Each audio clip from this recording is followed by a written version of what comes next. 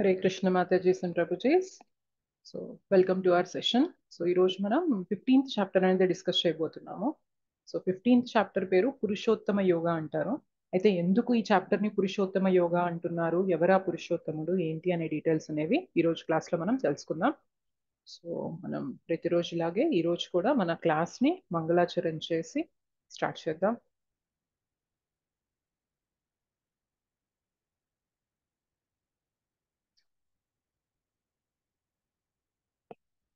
ओमज्ञानतिमिरान्धस्य ज्ञानाञ्जनशलाकया चक्षुरुन्मीलितं येन तस्मै श्रीगुरवे नमः। श्रीचैतन्यमनोभीष्टं स्थापितं येन भूतले स्वयं रूप कदा मह्यं ददाति स्वपदान्तिकम्। वन्देऽहं श्रीगुरुः श्रीयुतापदकमलं श्रीगुरून् वैष्णवांश्च श्रीरूपं साग्रजातं सहगण रघुनाथान्वितं तं सजीवं साद्वैतं सावधूतं परिजनसहितं कृष्णचैतन्यदेवं श्रीराधा कृष्णपादान् सहगण ललिता श्रीविशाखान्वितांश्च। नमो विष्णुपादाय कृष्णप्रेष्ठाय भूतले श्रीमते भक्तिवेदान्तस्वामिनिति नामिने। नमस्ते सारस्वते देवे गौरवाणी प्रचारिणे निर्विशेष शून्यवादी पाश्चात्यदेशतारिणे। नमो महावदन्याय कृष्णप्रेम प्रदायते कृष्णाय कृष्णचैतन्य नाम्ने गौरत्विषे नमः। हे कृष्ण करुणा सिन्धो दीनबन्धो जगत्पते गोपेश गोपिका कान्त राधाकान्त नमोऽस्तु ते। तप्त काञ्चन गौराङ्गी राधे वृन्दावनेश्वरी वृषभानुसुते देवी प्रणमामि हरिप्रिये। वाञ्छाकल्पतरुभ्यश्च कृपा सिन्धुभ्य एव च पतितानां पावनेभ्यो वैष्णवेभ्यो नमो नमः। जय श्री कृष्ण चैतन्य प्रभु नित्यानन्द श्री अद्वैत गदाधर श्रीवासादि गौरभक्तवृन्द। हरे कृष्णा कृष्ण कृष्ण हरे हरे हरे राम राम राम हरे हरे। जय जय श्री चैतन्य जयो नित्यानंद जय अद्वैत चंद्र जय गौर भक्त वृंदा। जय जय श्री चैतन्य जय नित्यानंद जय अद्वैत चंद्र जय गौर भक्त वृंदा। जयो जयो श्री चैतन्य जयो नित्यानंद जय अद्वैत चंद्र जय गौर भक्त वृंदा।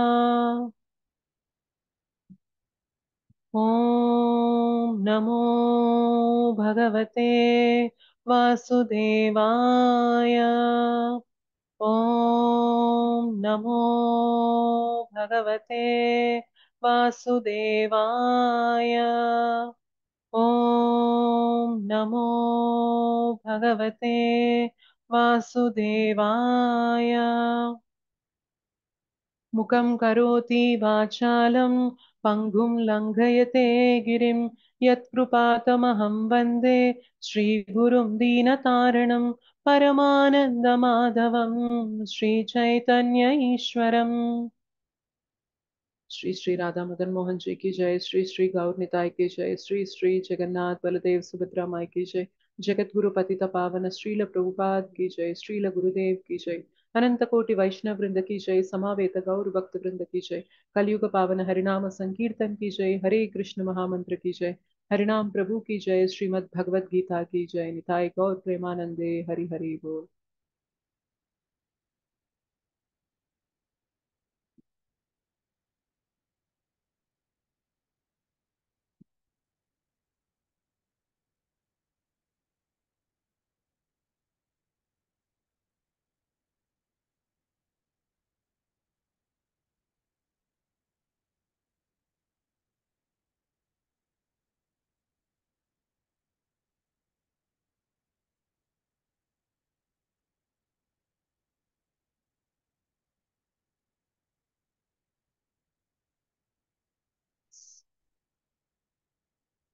Hare Krishna, Mataji and Prabhujis. Thank you so much for joining the session. So, మనం స్టార్ట్ చేసి ఎన్ని డేస్ అయింది చెప్పగలరు ఎవరైనా? 9 days. 15 days. 15 days అయింది. 10 days. 15 డేస్ కంప్లీట్ అయింది మనకి. సో ఇవాళ మనం 16th డేలో ఉన్నాము బేసిక్ గా. సో 15 డేస్ నుండి మీరు మీ కమిట్మెంట్ ని చూపిస్తూ ఇనిషియల్ గా మన క్లాస్ స్టార్ట్ అయినప్పుడు ఎంతమంది జాయిన్ అయ్యారో గుర్తుందా? First day around 180 members join అయ్యారు. బట్ 173, 175. Around 180, yes. సో అంతమంది జాయిన్ అయ్యారు. బట్ లేటర్ చాలా తగ్గారు. ఐ నో, అంటే భగవంతుని గురించి తెలుసుకోవాలి అంటే ఎంతో కృప ఉండాలి, ఎంతో అదృష్టం ఉంటేనే తెలుసుకోగలుగుతాం అనమాట. బహునాం జన్మనాం అంతే జ్ఞానవాన్మాం ప్రపద్యతే. చాలా జన్మల తర్వాతనే జ్ఞానవంతులైన వాళ్ళు భగవంతుని శరణ తీసుకుంటారనమాట. సో ఇదంతా ఇప్పుడు ఎందుకు చెప్తున్నానంటే 15 డేస్ కన్సిస్టెంట్ గా, టుడే బీయింగ్ సండే మీరు అందరూ కూడా అటెండ్ అయ్యారు అంటే so really you are showing your commitment. మీరు భగవంతునికి మీ కమిట్మెంట్ ని చూపిస్తున్నారనమాట. So we're interested in you అని చెప్పి మీరు ఇలా జాయిన్ అవడం ద్వారా కూడా చెప్తున్నారనమాట. సో ఇట్లాంటివి చిన్న చిన్నవిగా అనిపించవచ్చు కానీ మనకి ఏముంది, క్లాస్ జాయిన్ అవడంలో కూడా అంతా చూపిస్తున్నట్లా నేను అని మనకు అనిపించవచ్చు కానీ బట్ ఎవ్రీథింగ్ కౌంట్స్ అనమాట. ఏమో సండే ఈవినింగ్ ఎక్కడికైనా వెళ్ళిపోవచ్చు కదా, బట్ స్టిల్ క్లాస్ ఉంది అని చెప్పి కూర్చొని అటెండ్ అవుతున్నారు అంటే సో మీరు ఆల్రెడీ భగవంతునికి చెప్తున్నారు, నాకు నీ గురించి తెలుసుకోవాలని ఉంది కృష్ణ అని చెప్పి మీరు ఇంట్రెస్ట్ చూపిస్తున్నారు. సో డెఫినెట్లీ భగవంతుడు మీకు ఇంకా ఎక్కువ దారులు అనేవి చూపించి ఇంకా ఎక్కువ జ్ఞానాన్ని తీసుకునేలాగా మిమ్మల్ని అందరినీ కూడా బ్లెస్ చేయాలని చెప్పి నేను మనస్ఫూర్తిగా కోరుకుంటున్నాను. Okay, so let us start. Okay, రోజులాగే ఒకసారి అక్రోనిమ్స్ అనేవి రివైజ్ చేద్దాము. 14th చాప్టర్ గుర్తుందా? సంక్షిప్త నామం.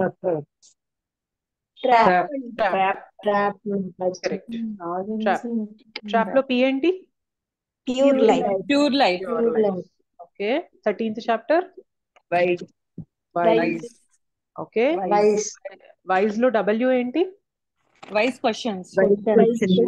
Correct. Okay. 12th chapter god. G అంటే Godhead. గాడ్ హెడ్, దేవాది దేవుడు. Correct. Okay. 11th Rupa. Okay. రూపాలో ఏ ఏంటి? ఏంటి? Armored form. బాగు రూపం. ఎస్. 10th okay. ఏ ఏంటి? హెచ్ఏఆర్ లో Acceptance. యాక్సెప్టెన్స్. అర్జున అంగీకరిస్తారన్నమాట. Correct. 9th chapter King Mataji. Okay. 7th chapter Dead. Head. 7th chapter head. 8th chapter Dead. Okay. 4th chapter Yes. Yes. 5th chapter Step. Step లో P ఏంటి? Peace formula. Okay. 3rd chapter first chapter Doubt. Okay. 2nd chapter Gita. Hari bol. Very very nice. నేను first time ఈ classes విన్నప్పుడు కూడా నేను అంత చక్కగా గుర్తుపెట్టుకోలేదు, కానీ మీరు ఎవ్రీడే అడుగుతుంటే చెప్తుంటే ఐ ఫీల్ సో హ్యాపీ అనమాట. అంటే ఐ డోంట్ నో, మీరు చక్కగా నోట్స్ రాసుకొనైనా రిఫర్ చేసి చెప్తుండొచ్చు, బట్ ఇలా చెప్తూ ఉంటే గుర్తుండిపోతాయి కాబట్టి డైలీ అడుగుతున్నాను. Yes, let us revise 14th chapter. అంతకన్నా ముందు ఈ సెషన్ కూడా కృష్ణ కృపామూర్తి ఏసీ భక్తి వేదాంత స్వామి శ్రీల ప్రభుపాదుల వారికి అంకితం. 15వ అధ్యాయం పేరు పురుషోత్తమ యోగము. సో దానికన్నా ముందు మనం ఒకసారి 14th చాప్టర్ ని రివైజ్ చేద్దాం. సో 14th చాప్టర్ యాక్రోనిమ్ మనం ట్రాప్ అనుకున్నాం కదా, సంక్షిప్త నామం. సో టీ అంటే త్రిగుణాలు. ఏంటా త్రిగుణాలు? సత్వ రజస్తమో సత్వగుణం, రజోగుణం, తమోగుణం. ఆర్ అంటే రేస్ ఫర్ ప్రామినెన్స్. సో ప్రాముఖ్యత కోసం పందెం అనమాట. ఏది గెలవాలి ఏది అనేది వాటి మధ్యన పందెం జరుగుతూ ఉంది. సో ప్రతి గుణం యొక్క లక్షణాలు అనేవి నిన్న గుర్తించాం మనం. ఒక్కొక్క గుణంలో మనం ఎటువంటి పనులు చేస్తాము, ఎటువంటి తిండి తింటాము, ఎటువంటి మ్యూజిక్ వింటాము, సో ఇవన్నీ కూడా నిన్న డిఫరెంట్ యాక్టివిటీస్ చూసాం. అలానే యాక్షన్స్ ఇన్ ద మోడ్స్, గుణములలోని కర్మలు, ఇక్కడ అది కూడా చూసామన్నమాట. ప్రతి గుణ ప్రభావం యొక్క చర్య మరియు దాని యొక్క గమ్యం ఎలా ఉంటుంది. సో సత్వగుణంలో ఉన్న వారికి ఊర్ధ్వలోకాలు, అండ్ రజోగుణంలో ఉన్న వారికి మళ్ళీ భూలోకంలో జన్మ తీసుకుంటారు, తమో గుణంలో ఉన్న వాళ్ళు జంతు జాతిలోకి వెళ్ళిపోతారు అని చెప్పి అనుకున్నాం. కింద జాతుల్లోకి వెళ్ళిపోతారు. పి అంటే ప్యూర్ లైఫ్, పవిత్ర జీవనం. గుణముల నుండి విముక్తి పొందడం. ఎలా గుణముల నుండి విముక్తి పొందడం అనుకున్నాం, గుర్తుందా? అన్నింటినీ ఉమ్, ఎలా పొందాలి విముక్తి? అన్ని త్రిగుణాలను అధిగమించడం, అదే ఎట్లా త్రిగుణాలని అధిగమించడం ఎలాగా, మార్గం ఏంటి? అన్నింటినీ సమానంగా చూడటం. భక్తియుక్త సేవ భక్తి సేవ. కరెక్ట్. సో ఎవరైతే త్రిగుణాలకి అతీతంగా ఉంటారో ఆయన శరణు తీసుకుంటే మనం కూడా త్రిగుణాలకి అతీతంగా రావడానికి కుదురుతుంది. లేదు అంటే మనం ఇంకేం చేసినా కూడా ఆ త్రిగుణాల్లోనే చేస్తూ ఉంటాం కాబట్టి అందులోనే బంధించబడుతూ ఉంటాం. త్రిగుణాలకు అతీతంగా ఉన్నది దేవాది దేవుడు మాత్రమే కాబట్టి దేవాది దేవుని భక్తి చేస్తూ ఆయన శరణు తీసుకుంటూ ఉంటే మనం త్రిగుణాల నుండి బయటకు వస్తాం. That is the only way to come out of the 3 modes of material nature. Okay, so 15th chapter పేరు Purushottama Yoga, the yoga of the supreme person అంటారు ఇంగ్లీష్ లో, పురుషోత్తమ యోగ అంటారు తెలుగులో. సో మీకు తెలుసా, మనకి 3 సంవత్సరాలకు ఒకసారి ఒక నెల ఎక్స్ట్రా వస్తుంది, ఎప్పుడైనా విన్నారా మీరు? అవునండి, అధిక మాసం. అధిక మాసం, కరెక్ట్. సో అది మనకి some solar and lunar calendars ని అడ్జస్ట్ చేయడానికి ఒక 1 month వస్తుందన్నమాట. దాన్ని ఎటు కౌంట్ చేయకుండా మనకి అధిక మాసం అని చెప్పి చెప్తారు. సో అధిక మాసంలో యూజువల్ గా మనకి ఎటువంటి శుభకార్యాలు అనేవి జరపరు, అవునా కదా? విన్నారా? అవునండి. సో మనకి పెళ్లిళ్ళు కానీ గృహ ప్రవేశాలు కానీ ఇట్లాంటివి ఏవైతే కొంచెం మనం ప్లాన్ చేసుకొని చేస్తాం చూసారా, ఆస్పిషియస్ ఈవెంట్స్ అనేవి, అట్లాంటివి ఏవి కూడా జరపరనమాట అధిక మాసంలో. అధిక మాసం ఎక్స్క్లూజివ్ గా భగవంతుని సేవ చేస్తారనమాట. పురుషోత్తమ మాసం అంటారు. పురుషోత్తమ మాసం, ఎగ్జాక్ట్లీ. సో అధిక మాసానికి ఇంకొక పేరు ఏంటి అంటే పురుషోత్తమ మాసం అంటాం అనమాట. సో ఆ పురుషోత్తమ మాసంలో రోజు కూడా డైలీ భక్తులు ఈ పురుషోత్తమ యోగా చదువుతారనమాట. 15th చాప్టర్ పేరు పురుషోత్తమ యోగా అనుకున్నాం కదా. సో ఇందులో మనకి 20 శ్లోకాస్ మాత్రమే ఉంటాయి. ఇంతకుముందు చెప్పాను కదా 12th chapter and 15th chapters are the shortest chapters. మనకి 20 శ్లోకాసే ఉంటాయి 12th లోను 15th లోను. సో పురుషోత్తమ మంత్ లో మాత్రం స్పెసిఫిక్ గా పురుషోత్తమ యోగంలోని ఈ 20 శ్లోకాస్ అనేవి డైలీ రిసైట్ చేస్తారనమాట. సో అది చాలా పవర్ఫుల్. ఆ మాసంలో చేసింది ఏదైనా కూడా చాలా ఎక్కువ బెనిఫిట్ ఇస్తుంది అంటారు. సో అందుకని పురుషోత్తమ యోగా చదువుతారు. స్పెసిఫిక్ గా ఆయన పేరు మీద ఉంది కదా, ఈ చాప్టర్ అనేది ఆయన పేరు మీద ఉంది, ఆ మాసం కూడా పురుషోత్తమ మాసం, పురుషోత్తమ యోగం కాబట్టి అలా చదువుతారు. ఓకే, సో ఇక్కడ ఏముందో చూద్దాం 15th చాప్టర్.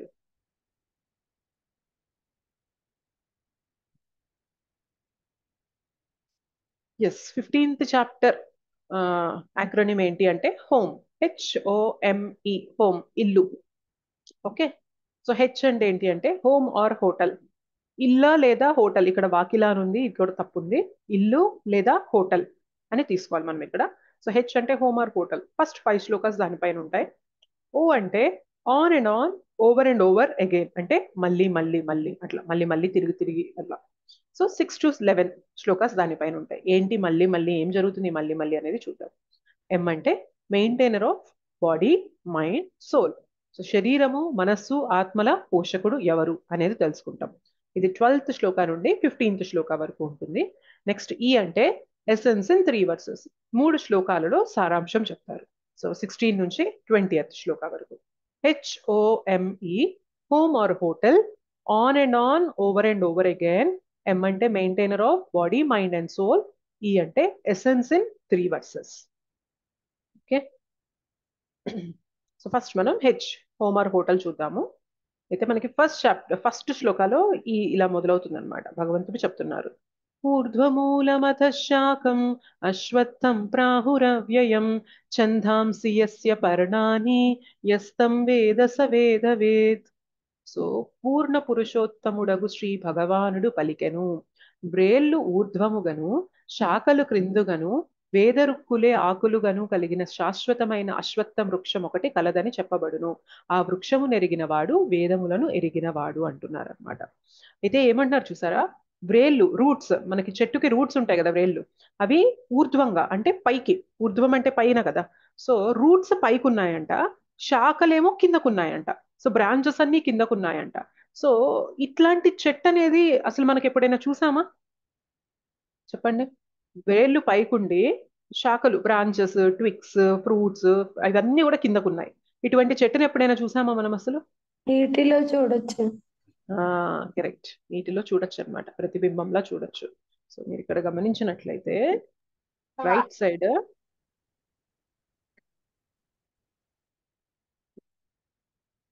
రైట్ సైడ్ మీకు ఇక్కడ ఒక చెట్టు కనిపిస్తుంది చూసారా, దాని యొక్క ప్రతిబింబం చూడండి. పైన చెట్టు చూసినట్లయితే ఎట్లున్నాయి? బ్రేల్ ఒక నిమిషం మ్యూట్ చేస్తారా? అన్మ్యూట్ అయిపోతుంది. ఎస్. సో పైన చెట్టు చూసినట్లయితే ఎట్లా ఉంది అంటే, చెట్టేమో పైకుంది, వ్రేళ్ళు కిందకున్నాయి. ఇది మామూలుగా మనం ఇక్కడ చూసే చెట్లు అన్నమాట. కానీ వ్రేళ్ళు పైకుండి కొమ్మలు కిందకుండే చెట్టుని ఎక్కడ చూడగలము అంటే, కేవలం దాని యొక్క ప్రతిబింబం, ఒక చెట్టు ఒక నది ఒడ్డున కానీ సరస్సు ఒడ్డున కానీ ఎక్కడైనా ఉంటే దాని యొక్క ప్రతిబింబాన్ని మనం గమనించినట్లయితే అక్కడ మాత్రమే వేళ్ళు పైకుంటాయి, శాఖలు కిందకుంటాయి, బ్రాంచెస్ అవన్నీ కూడా కిందకుంటాయి అన్నమాట.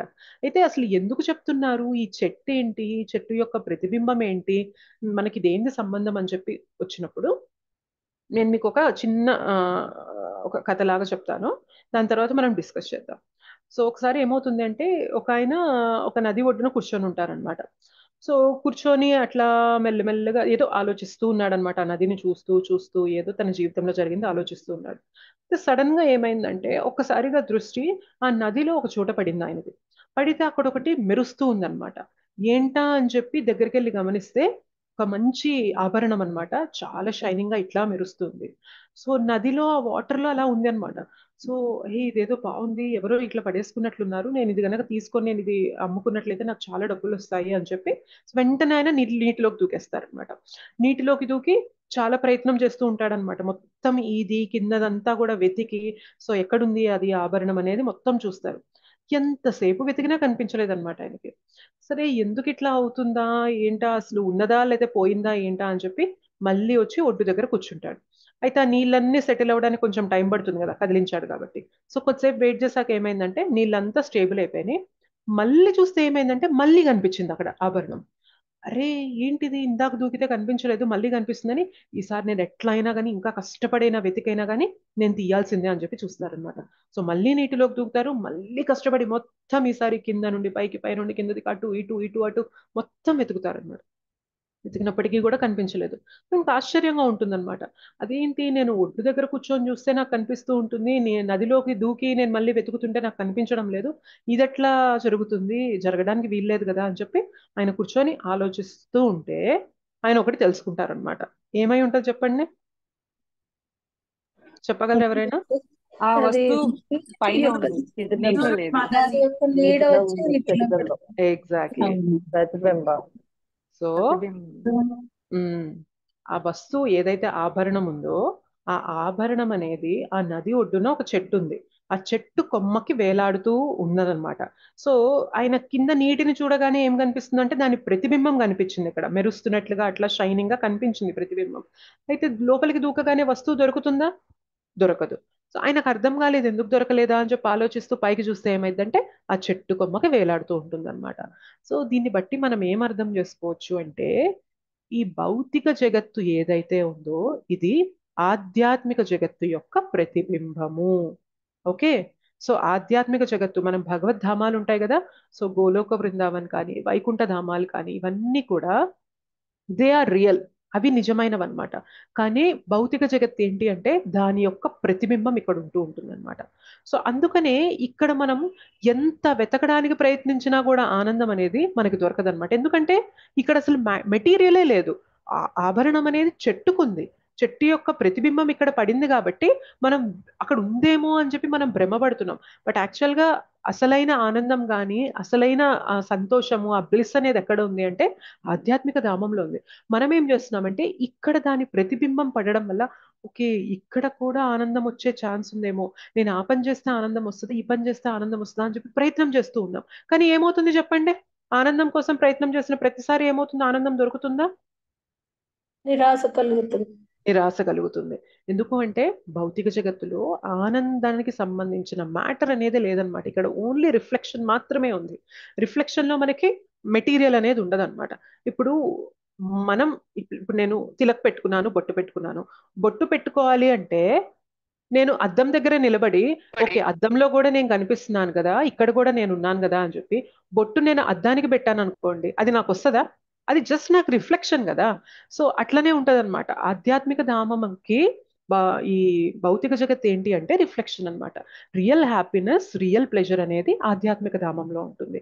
కానీ ఇక్కడ మనకి ప్రతిబింబం లాగా కనిపించి ఇక్కడ ఉందేమో అని మనల్ని భ్రమపడేలా చేస్తుంది. సో ఆయన ఇప్పుడు ఎన్నిసార్లు ప్రయాసపడ్డాడు చూసారా? ఆ నగ కోసం దూకడము, మొత్తం వెతకడము, బయటికి రావడం, నగ కోసం దూకడం, మొత్తం వెతకడం, బయటికి రావడం. సో ఎంత వెతికినా కానీ కనిపించదు, ఎందుకంటే అసలు ఇక్కడ లేనే లేదు, ఉన్నది అక్కడ కాబట్టి.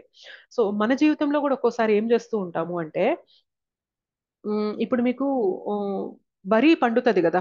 సో వరి పండినప్పుడు ఆ మనకి పైన పొట్టు ఉంటుంది, లోపల ధాన్యం గింజ ఉంటుంది కదా. అయితే దాన్ని మనం ఇట్లా కొడతారు కదా, మనకి బియ్యం అనేది వేరు రావడానికి ఇలా కొడతారు కదా. సో కొట్టేసిన తర్వాత ఏదైతే పొట్టు మిగిలిన అదంతా మిగులుతుంది కదా పొట్టు, అదంతా కుబలుగా చేసేసారు అనుకోండి. సో ఇప్పుడు అందులో సబ్స్టెన్స్ ఉంటుందా, ధాన్యం ఉంటుందా? చెప్పండి. ఉంటుంది, కొద్దిగా మిగులుతుంది. కొద్దిగా, రైట్. మనం ఇంకా కొత్తగా అంటే మనం చాలా తీసేగా ఏవో కొంచెం మనం ఎంతో కష్టపడితే మహా అయితే ఒక పిడికలు వస్తుందేమో, అంత పెద్ద కుబంధిస్తే అది అక్కడక్కడ మిగిలిందనమాట. సో ఇప్పుడు మనం ఏం చేస్తున్నామంటే మన పరిస్థితి ఎట్లా ఉంది అంటే, సో ఆ ధాన్యం ఏదైతే పొట్టు ఉంటుందో అది మన దగ్గర ఉందన్నమాట. అది మన దగ్గర ఉండి, సో ఫస్ట్ అందులో ఒక కువ్వ తీస్తాం, ఒక కువ్వ తీసి జల్లిస్తున్నాం అనమాట, దాన్ని కొడుతున్నాం అనమాట. కొడితే ఏందబ్బా ఇక్కడ రావట్లేదు, ఆనందం రావట్లేదు, ఆనందం రావట్లేదు అని ప్రయత్నం చేస్తున్నాం. పోనీ ఆనందం నేను ఏదైతే ఎంత కావాలనుకుంటున్నానో, ఎలాంటి ఆనందం కావాలనుకుంటున్నానో అది నాకు దొరకట్లేదు. నాకేమో ఇంత ఇంత వస్తుంది, నేను ఎంత కష్టపడుతూ ఉంటే జస్ట్ నాకు ఇంత రవ్వంత వస్తుంది అని చెప్పి అనుకుంటాం. సరే ఈసారి ఏమనుకుంటాం తెలుసా? ఓకే, ఈ కువ్వలో నేను తీసుకున్న భాగంలో ఆనందం లేదేమో, ఇంకొంచెం ముందుకెళ్ళాక ఇంకో భాగం ఉంది చూసారా, దాన్ని తీసుకొని మళ్ళీ కొడదామని ప్రయత్నం చేస్తాం. మళ్ళీ కొడితే ఆనందం వస్తుందా? బియ్యం దొరుకుతుందా? చెప్పండి. లేదు మాతాజీ. లేదు. సో అది కూడా దొరకలేదు, దానికి కూడా ప్రయాసపడతాం అనమాట. మళ్ళీ ఇంకొక కువ్వ తీసుకొని మళ్ళీ దాన్ని కొట్టడానికి ప్రయత్నం చేస్తాం. మన మన భౌతిక ప్రపంచంలో మన వైఖరి ఎలా ఉంటుంది అంటే, ఇక్కడ ఆనందం లేదంటే అక్కడ ఆనందం ఉంటదేమో, అక్కడ ఆనందం లేదంటే ఇక్కడ ఆనందం ఉంటదేమో, ఇక్కడ లేదంటే ఇక్కడ ఉంటదేమో. సో ఇదేంటి అంటే చూయింగ్ ద ట్యూడ్ అంటారనమాట. నమిలిందే నములుతున్నాం, నమిలిందే నములుతున్నాం అనమాట. ఇప్పుడు చెరుకు కర్రని మనం చెరుకు స్క్వీజ్ చేసే మెషిన్ ఉంటుంది కదా, మనం చెరుకు రసం ఇచ్చే మెషిన్. సో ఒకసారి పెడితే ఆనంద జ్యూస్ వస్తుంది మనకి. అది పిప్పి, ఇంకా పిప్పి నుండి ఎన్నిసార్లు ఆ చెరుకు రసం గ్రైండింగ్ మిషన్ లో నుండి పంపిస్తే, ఎన్నిసార్లు పంపించినా అయినా కానీ మనకి ఏమైనా వస్తుందా, దాని నుండి జ్యూస్ వస్తుందా? చెప్పండి. రాదండి. రాదు. రాదు. సో అలానే మనం భౌతిక జీవనంలో కూడా, ఈ భౌతిక ప్రపంచంలో కూడా గుర్తుపెట్టుకోవాల్సింది ఏంటి అంటే, this is all like reflection. ఇక్కడ లేదు, సబ్స్టెన్స్ లేదు. సో అది పొట్టు తీసేసిన వరి ధాన్యం తీసేసిన దాని జస్ట్ పొట్టు మిగులుతుంది కదా, ఆ పొట్టుని కొట్టడం వల్ల నాకేం రాదు. ఆల్రెడీ చెరుకు గడ నుండి రసం తీసేసిన దాన్ని నేను మళ్ళీ ఎంత ఎంత లెక్కన దాన్ని పిండాలని చూసినా కానీ రాదు నాకు ఇంకా. సో ఈ భౌతిక జగత్తు కూడా అటువంటిదే అనమాట. There is no substance here. ఇక్కడ అసలు ఎంజాయ్ చేయడానికి మ్యాటరే లేదు. కానీ మన మనసు ఏం చెప్తూ ఉంటుందంటే, లేదు లేదు లేదు లేదు, ఆ పని చేస్తే నీకు ఆనందం వస్తుంది, ఈ పని చేస్తే ఆనందం వస్తుంది, ఈ పని చేస్తే ఆనందం వస్తుంది, ఈ పని చేస్తే ఆనందం వస్తుంది. But the real happiness what we want is in spiritual world అనమాట. అందుకనే ఇక్కడ ఆనందం కోసం ప్రయాస పడే కొద్దీ ఏమవుతుంది అంటే మనము దుఃఖాల పాలనవుతూ ఉన్నాం అనమాట. సో మనకు అనిపిస్తుంది ఒక పెద్ద ఇల్లు కట్టుకుంటే మనకు ఆనందం వస్తుంది అని చెప్పి. పెద్ద ఇల్లు కట్టినప్పటి నుండి ఆ ఇంటిని మెయింటైన్ చేయడానికి వచ్చిన ఆనందం అనేది ఎక్కువ కాలం మిగులుతుందా? ఇంటిని మెయింటైన్ చేయాలి, సో ఇంట్లో మనం అన్ని జాగ్రత్తగా చూసుకుంటూ ఉండాలి, సో దానికి రిపేర్లు అనేవి వస్తూ ఉంటాయి. సో ఆనందం, ఏదైతే ఆనందం ఉందో అది ఎక్కువ కాలం మిగులుతుందా మనకి? చెప్పండి. లేదు మాతాజీ. ఇమీడియట్ గా ఏమవుతుంది అంటే మళ్ళీ దుఃఖానికి కారణమైపోతూ ఉంటుంది. అంటే భౌతిక జగత్తులో ఏది తీసుకున్నా కానీ అట్లానే ఉంటది అనమాట. కానీ ఆధ్యాత్మిక ధామం అలా కాదనమాట. ఎవర్ బ్లెస్ఫుల్, ఎప్పుడు కూడా నిత్యంగా ఆనందాన్ని ఇస్తూనే ఉంటుంది. ఓకే, నెక్స్ట్ ఏమంటున్నారో చూద్దాం. సో ఇక్కడ చూసారు కదా. అయితే ఎందుకు మరి మనం ఇక్కడ ఇట్లా భౌతిక ప్రపంచంలో కట్టబడిపోయి ఉన్నాము అంటే, గమనిస్తున్నారు కదా, డిజైర్, మన యొక్క కోరిక వల్ల. సో మన యొక్క కోరిక వల్ల ఏమవుతుంది అంటే, ఇట్లా మనము రివర్స్ లో ఉన్న అశ్వత్థ వృక్షం, అశ్వత్థ వృక్షం అంటే మనకి ఈ మర్రి చెట్టు ఉంటుంది కదా, బనియన్ ట్రీ. సో అటువంటిది అనమాట. ఏమవుతుంది, దానికి మళ్ళీ ఇట్లాగా శాఖలు వస్తూనే ఉంటాయి కదా దాని నుండి. సో అట్లా ఏమవుతుందంటే మళ్ళీ మళ్ళీ మళ్ళీ మళ్ళీ మనం జన్మ తీసుకుంటూనే ఉన్నాము, ఈ చక్రంతో తిరుగుతూనే ఉన్నాం అనమాట. జన్మ మృత్యు జరా వ్యాధి చక్రంలో తిరుగుతూనే ఉన్నాం. వీటన్నిటికీ మూలం ఏంటి అంటే కోరిక, డిజైర్. నేను అనుభవించాలి, నేను ఆనందించాలి అనే కోరిక ఎప్పుడైతే ఉందో ఈ చక్రంలో తిరుగుతూనే ఉంటాం అనమాట. Okay, yes. సో హెచ్ అంటే ఏమనుకున్నాం? ఇల్లా లేదా వాకిలా అనుకున్నాం. వాకిలి కాదు, బేసిక్గా ఇల్లా లేదా హోటలా అని అన్నారు. సో ఇప్పుడు చూడండి, ఇది లెఫ్ట్ సైడ్ ఒక వ్యక్తి యొక్క ఇల్లు అనుకుందాము, అండ్ రైట్ సైడ్ హోటల్ గుర్తిస్తుంది. ఇది రైట్ సైడ్ ఫిగర్. ఇప్పుడు మనం ఇంత పెద్ద హోటల్లో మనకి ఛాన్స్ వచ్చింది, ఫర్ ఎగ్జాంపుల్ మన జాబ్ పైన వెళ్ళాము, అటువంటి హోటల్లో ఉండాల్సిన ఇది మనకు వచ్చింది. సో ఆ హోటల్లో మనకి ఒక నెల రోజులు ఉండాల్సిన ఇది ఉందనుకోండి. సో ఇనీషియల్ గా వెళ్ళినప్పుడు చాలా బాగుంటది అనమాట. ఇంట్లో మహా అయితే 2 రకాలు 3 రకాలు వంటలు చేసుకుంటాం, అంతకు మించి మనం చెయ్యము. సో అక్కడికి వెళ్ళగానే ఓ ఎన్ని క్యూజిన్స్, ఇంటర్నేషనల్ అంటారు, సౌత్ ఇండియన్ అంటారు, నార్త్ ఇండియన్ అంటారు, చైనీస్ అంటారు, ఇటాలియన్ అంటారు, ఇవన్నీ చూడగానే అబ్బా లైఫ్ అంటే ఇలా ఉండాలి అని చెప్పి అనిపిస్తుంది అనమాట. ఫైన్, ఫస్ట్ డే బాగుంటుంది, అన్ని ఐటమ్స్ కొంచెం కొంచెం తింటాము. ఓకే నేను చాలా తిన్నాను, చాలా ఎంజాయ్ చేస్తున్నాను అని చెప్పి మనం ఆనందంగా పడుకుంటాం.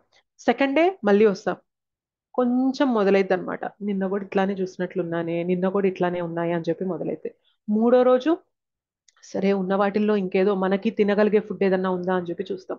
నాలుగో రోజు, ఐదో రోజు, ఆరో రోజు అయ్యే కొద్దీ ఏమైతే చెప్పండి, ఏంటిది గోలేంటి, ఇంటికెళ్ళి అన్నం పప్పు వండుకొని తిన్నా కూడా ఎంత ప్రశాంతంగా ఉంటుంది అని ఇంటి అనిపిస్తుంది. భోజనం తినాలనిపిస్తుంది. ఎగ్జాక్ట్లీ, ఇంటి భోజనం కావాలి అని చెప్పి అనిపిస్తుంది అనమాట.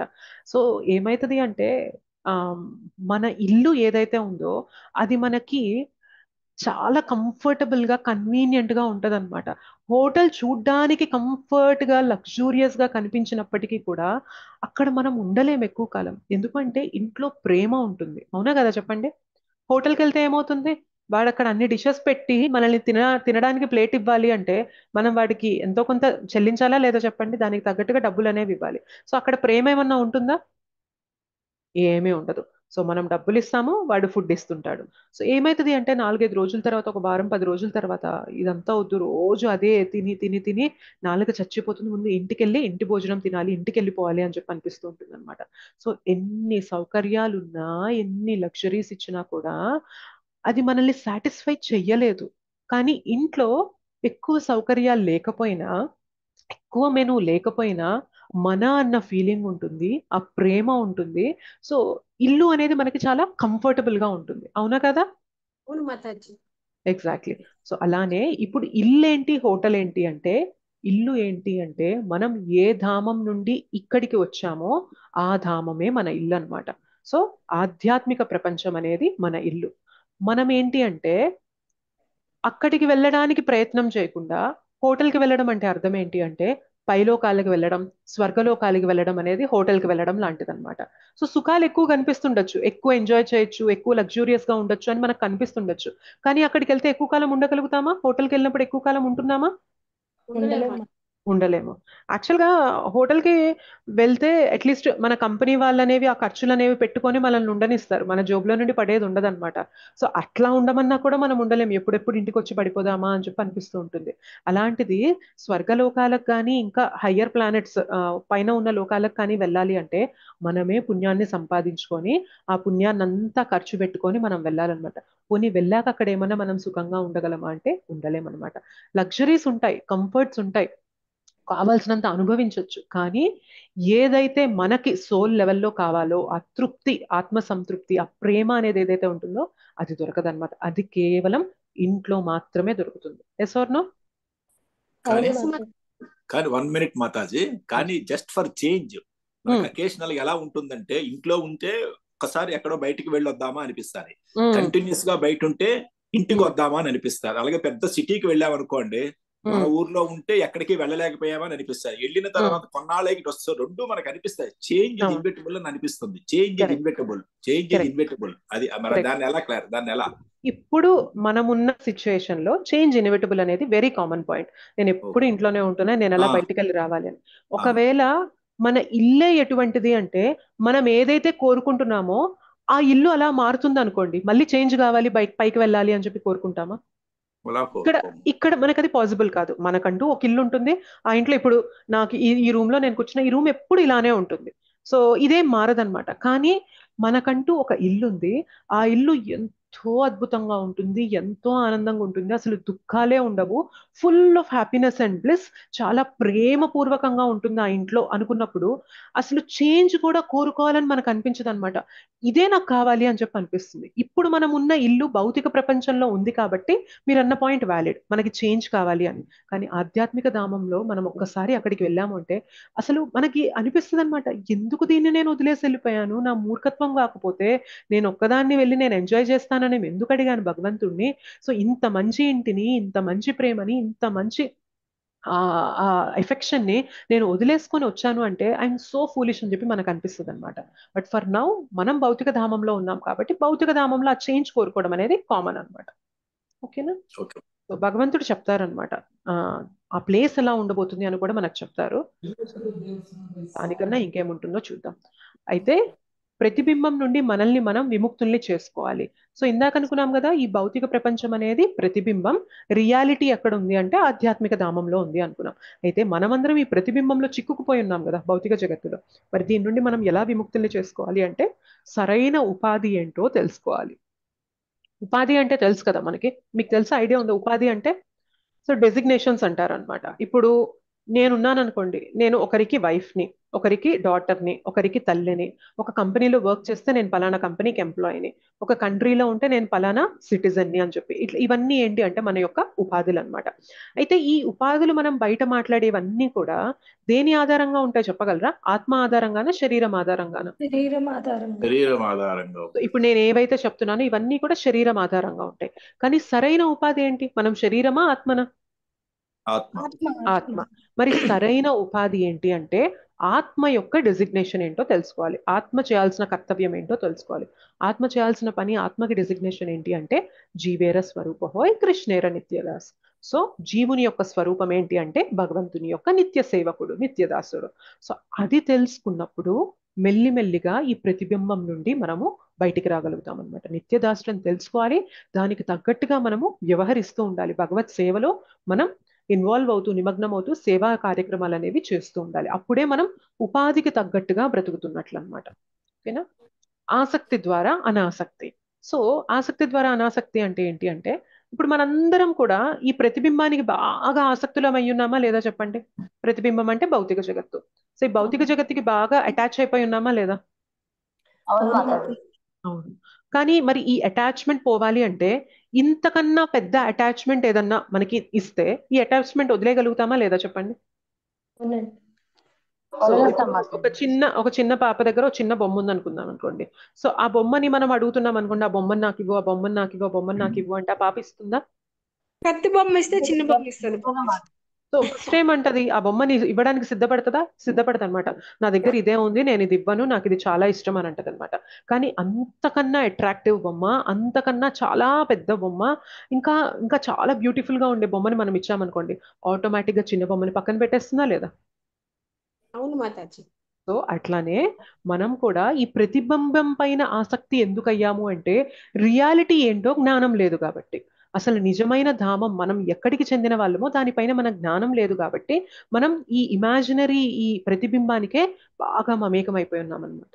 సో ఏం చేయాలంటే భగవంతుడు భగవద్గీత ద్వారా చెప్పేవన్నీ మనం ఇన్స్ట్రక్షన్స్ విని భగవద్ధామం ఎలా ఉండబోతుంది, భగవంతుడు ఎలా ఉంటారు, అక్కడ జీవితం ఎలా ఉంటుంది అని తెలుసుకునే కొద్ది ఏమవుతుంది అంటే మన చేతిలో పెద్ద బొమ్మని పెడుతున్నట్టు అనమాట. సో పెద్ద బొమ్మ ఎప్పుడైతే దొరికిందో పెద్ద బొమ్మ పైన అటాచ్ అవుతామా కాదా చెప్పండి?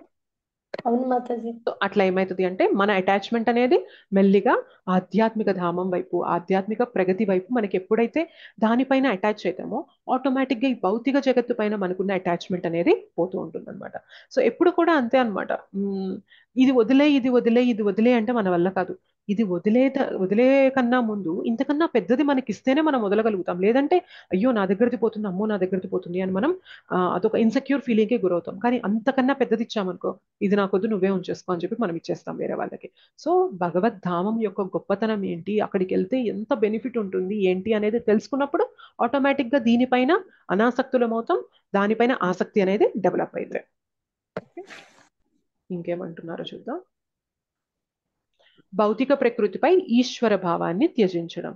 సో అలానే మనం భౌతిక జగత్తు పైన మనం ఏం చేస్తూ ఉంటాము అంటే లార్డింగ్ ఓవర్ ద మెటీరియల్ నేచర్ అంటారనమాట. అంటే నేను చెప్పినట్టుగా జరగాలి ఈ జగత్తులో. అంటే జగత్తు మొత్తాన్ని మనం పాలించలేము, బట్ ఈ జగత్తులో మన ఫ్యామిలీ ఉంటుంది కదా, సో దాన్ని మాత్రం మనం ఎలా అనుకుంటాం, నేను చెప్పినట్టు నడుస్తూ ఉండాలి, నాకు నచ్చినట్టు నడుస్తూ ఉండాలి, ఉద్యోగంలో నాకు నచ్చినట్టు నడవాలి, వ్యాపారంలో నాకు నచ్చినట్టు నడవాలి, ఫ్యామిలీలో నాకు నచ్చినట్టు నడవాలి, నేనున్న పొజిషన్లో నాకు నచ్చినట్టు నడవాలి. సో ఇదంతా ఏంటి అంటే మనం ఈశ్వరులం అవ్వాలి అని చెప్పి ప్రయత్నం చేస్తున్నాం అనమాట.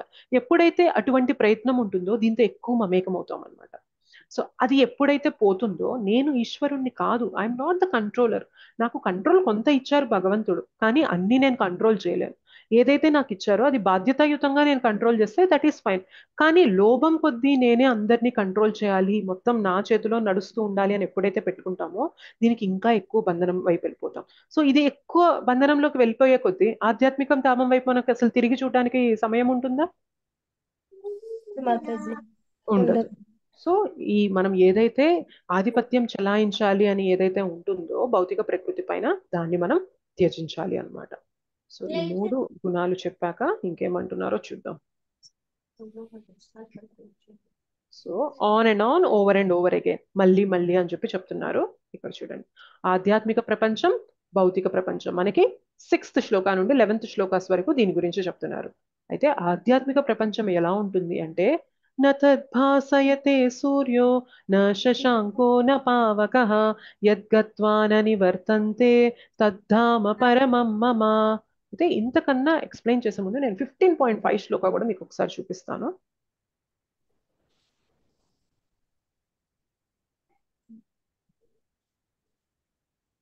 సో 15.5 శ్లోకాలు ఏమంటున్నారు చూసారా? నిర్మాణమోహాజిత సంగ దోష ఆధ్యాత్మ నిత్యా వినివృత్త కామాః ద్వంద్వైర్విముక్తాః సుఖ దుఃఖ సంజ్ఞైర్ గచ్చంత్యమూఢాః పదమవ్యయం తత్. సో దురభిమానము, భ్రాంతి, దుస్సాంగత్యముల నుండి విడివడిన వారును, శాశ్వతత్వమును అవగతము చేసుకునే వారును, కామవర్జితులను, సుఖదుఖములనడి ద్వంద్వముల నుండి విముక్తులైన వారును, భ్రాంతి రహితులై ఏ విధంగా దేవాది దేవుని శరణు వేడవలను ఎరిగిన వారును అగు మానవులు అట్టి శాశ్వత రాజ్యమును పొందగలుగుదురు. సో చూసారు ఇక్కడ చాలా క్వాలిటీస్ చెప్తున్నారు. దురభిమానం, భ్రాంతి, దుస్సాంగత్యం నుండి బయటికి రావాలి, అండ్ శాశ్వతత్వమున అవగతం చేసుకునేవారు, కామవర్జితులు, ద్వంద్వాల నుండి విముక్తులైన వారు, సో భ్రాంతి రహితులు, వీళ్ళ ఈ క్వాలిటీస్ అన్నీ ఉంటే అప్పుడు ఆ ధామానికి రాగలరు అంటున్నారు. అయితే ఇన్ని క్వాలిటీస్ చెప్తున్నారు అంటే ఆ ధామం ఏదో చిన్నదైతే అయి ఉండదు కదా. సో మరి ఇన్ని లక్షణాలు ఉంటేనే రాగలరు అంటున్నారంటే ఖచ్చితంగా అది పెద్దదై ఉంటుంది, ఏదో చాలా గొప్పది అయి ఉంటుంది అని మనం అర్థం చేసుకోవాలన్నమాట. అయితే ఎందుకు ఆ ధామం అంత గొప్పది అనేది మనకి 15.6 శ్లోకాలు చెప్పారు. न तद्भासयते सूर्यो न शशांको न पावकः यद्गत्वा न निवर्तन्ते तद्धाम परमं मम. न तद्भासयते सूर्यो, అట్టి నా దివ్యధామము సూర్యునిచే గాని, చంద్రునిచే గాని, విద్యుత్తులచే గాని ప్రకాశింప చేయబడదు. దానిని చేరిన వారు తిరిగి ఈ జగత్తునకెప్పుడునూ తిరిగి రారు. యద్గత్వాన నివర్తంతే తద్ధామ పరమం మమ. సో ఇక్కడ మనం 2 పాయింట్స్ అర్థం చేసుకోవాలి. సో మనకి సూర్యుడు, చంద్రుడు, అగ్ని, విద్యుత్తు ఇవన్నీ కూడా ఈ భౌతిక జగత్తులో భగవంతుడు ఏర్పాటు చేసినాడు అనమాట. ఆధ్యాత్మిక జగత్తులో సూర్యుని అవసరం లేదు, చంద్రుని అవసరం లేదు, అగ్ని అవసరం లేదు, విద్యుత్తు అవసరం లేదు. ఇవన్నీ ఎందుకు అవసరం లేదు అంటే భగవంతుని యొక్క శరీర కాంతి, ఆ ప్రకాశమే నిండిపోతుంది అనమాట. సో అక్కడ చీకటి అనేది ఉండదు అనమాట, ఎప్పుడు కూడా వెలుగుతోనే ఉంటుంది. యూజువల్ గా చీకటి అంటే చీకటి దేన్ని రిప్రజెంట్ చేస్తుందో తెలుసా మీకు? మనం ఓం అజ్ఞాన తిమిరా అజ్ఞానం. అజ్ఞానాన్ని రిప్రజెంట్ చేస్తుంది. సో చీకటి ఎప్పుడు కూడా అజ్ఞానాన్ని రిప్రజెంట్ చేస్తుంది. అలాగే వెలుగు దేన్ని రిప్రజెంట్ చేస్తుంది? జ్ఞానాన్ని. ఈ భౌతిక జగత్తు మొత్తం ఒక్కసారి ఇమాజిన్ చేసుకోండి. సూర్యుడు లేడు, లేడు అంటే మబ్బుల చాటు వెళ్ళాడని కాదు, లేడు అంటే అస్తమించాడు ఇంకొంచెం ఒక 7-8 గంటలు అయ్యాక వస్తాడు అని కాదు. అసలు సూర్యుడే లేడు, అసలు చంద్రుడే లేడు, అగ్ని అనేది లేదు, విద్యుత్ అనేది లేదు అంటే ఈ జగత్ ఎలా ఉంటది? సృష్టి ఉండదు. ఎగ్జాక్ట్లీ. సో చిమ్మ చీకటితో అసలు బ్రతకడానికే పనికిరాని ప్లేస్ అయిపోతుంది అనమాట ఇది. సో ఇటువంటి ప్లేస్ లో మనం ఉన్నాము. అండ్ ఆ ధామం ఏంటి అంటే సూర్యుడి అవసరమే లేదు, చంద్రుడి అవసరమే లేదు, అగ్ని గాని విద్యుత్ గాని అవసరమే లేదు. అవసరం లేదు అంటే అవి స్వయం ప్రకాశంతో కూడిన ధామాలన్నమాట. దయచేసి మ్యూట్ లో ఉండండి. బ్యాక్గ్రౌండ్ నాయిస్ వస్తున్నట్లయితే మ్యూట్ లో ఉండండి. నేను ఇంటరాక్టింగ్ గా ఉంటుందని క్లాస్ మిమ్మల్ని మ్యూట్ చేయడం లేదు. సో మీ వెనక డిస్టర్బెన్స్ కనుక ఉన్నట్లయితే మ్యూట్ లో ఉండిపోండి. మీరు జస్ట్ వినండి, మిగిలిన వాళ్ళు ఆన్సర్ ఇస్తూ ఉంటారు. ఓకే. సో ఆ ధామంలో సూర్యుడి అవసరం, చంద్రుడి అవసరం, అగ్ని అవసరం, విద్యుత్ అవసరం ఇవేమీ లేవన్నమాట. స్వయం ప్రకాశంగా ఉంటాయన్నమాట అటువంటి ధామాలు. అండ్ ఇంకేమంటున్నారంటే యద్గత్వాన నివర్తంతే తద్ధామ పరమం మమ. ఒక్కసారి ఆ ధామానికి మళ్ళీ నువ్వు అడుగు పెట్టావు, తిరిగి వచ్చావు అంటే నువ్వు మళ్ళీ ఇక్కడికి రావాల్సిన అవసరం లేనే లేదు అని చెప్తున్నారు. స్వర్గలోకాలకి ఇదే కండిషన్ అప్లై అవుతుందా? కాదు మాతాజీ, తిరిగి వచ్చేస్తాం అక్కడి నుంచి. ఎందుకు వచ్చేస్తాం స్వర్గలోకాల్లోకి? పుణ్యము కంప్లీట్ అయిపోతే తిరిగి వచ్చేస్తాం.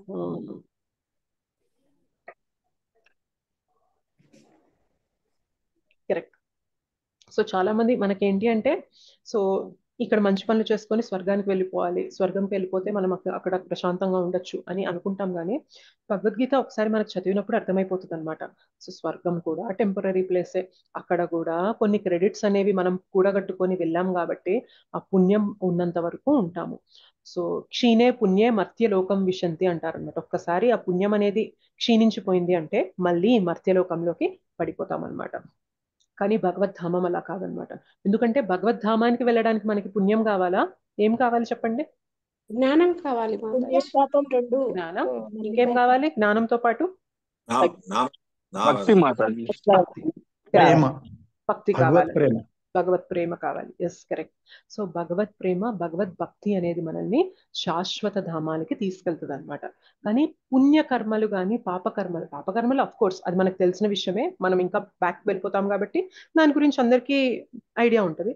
కానీ పుణ్యం వలన కూడా నేను సుఖాలు అనుభవిస్తాను, పుణ్యం చేసుకోవాలి అని అనుకుంటాం. కానీ పుణ్యం చేసుకున్నా కూడా అక్కడ స్వర్గధామాలకు వెళ్ళినా కూడా, స్వర్గలోకాలకు వెళ్ళినా కూడా మళ్ళీ తిరిగి పడిపోవాలి. తిరిగి పడిపోయామంటే మళ్ళీ మనం ఇక్కడ మళ్ళీ ఆ స్ట్రగుల్స్ అనేవి ఫేస్ చేసుకుంటూ వెళ్ళాల్సిందే తప్ప ఇంకొక ఆప్షన్ లేదనమాట. కానీ భక్తి చేసుకున్నప్పుడు ఏమవుతుంది అంటే అది అంతా కూడా మనల్ని ఆధ్యాత్మిక ధామానికి తీసుకువెళ్తుంది అనమాట. సో దీంట్లో పతనం అనేది, క్షీణించిపోవడం అనేది ఉండదన్నమాట భక్తిలో.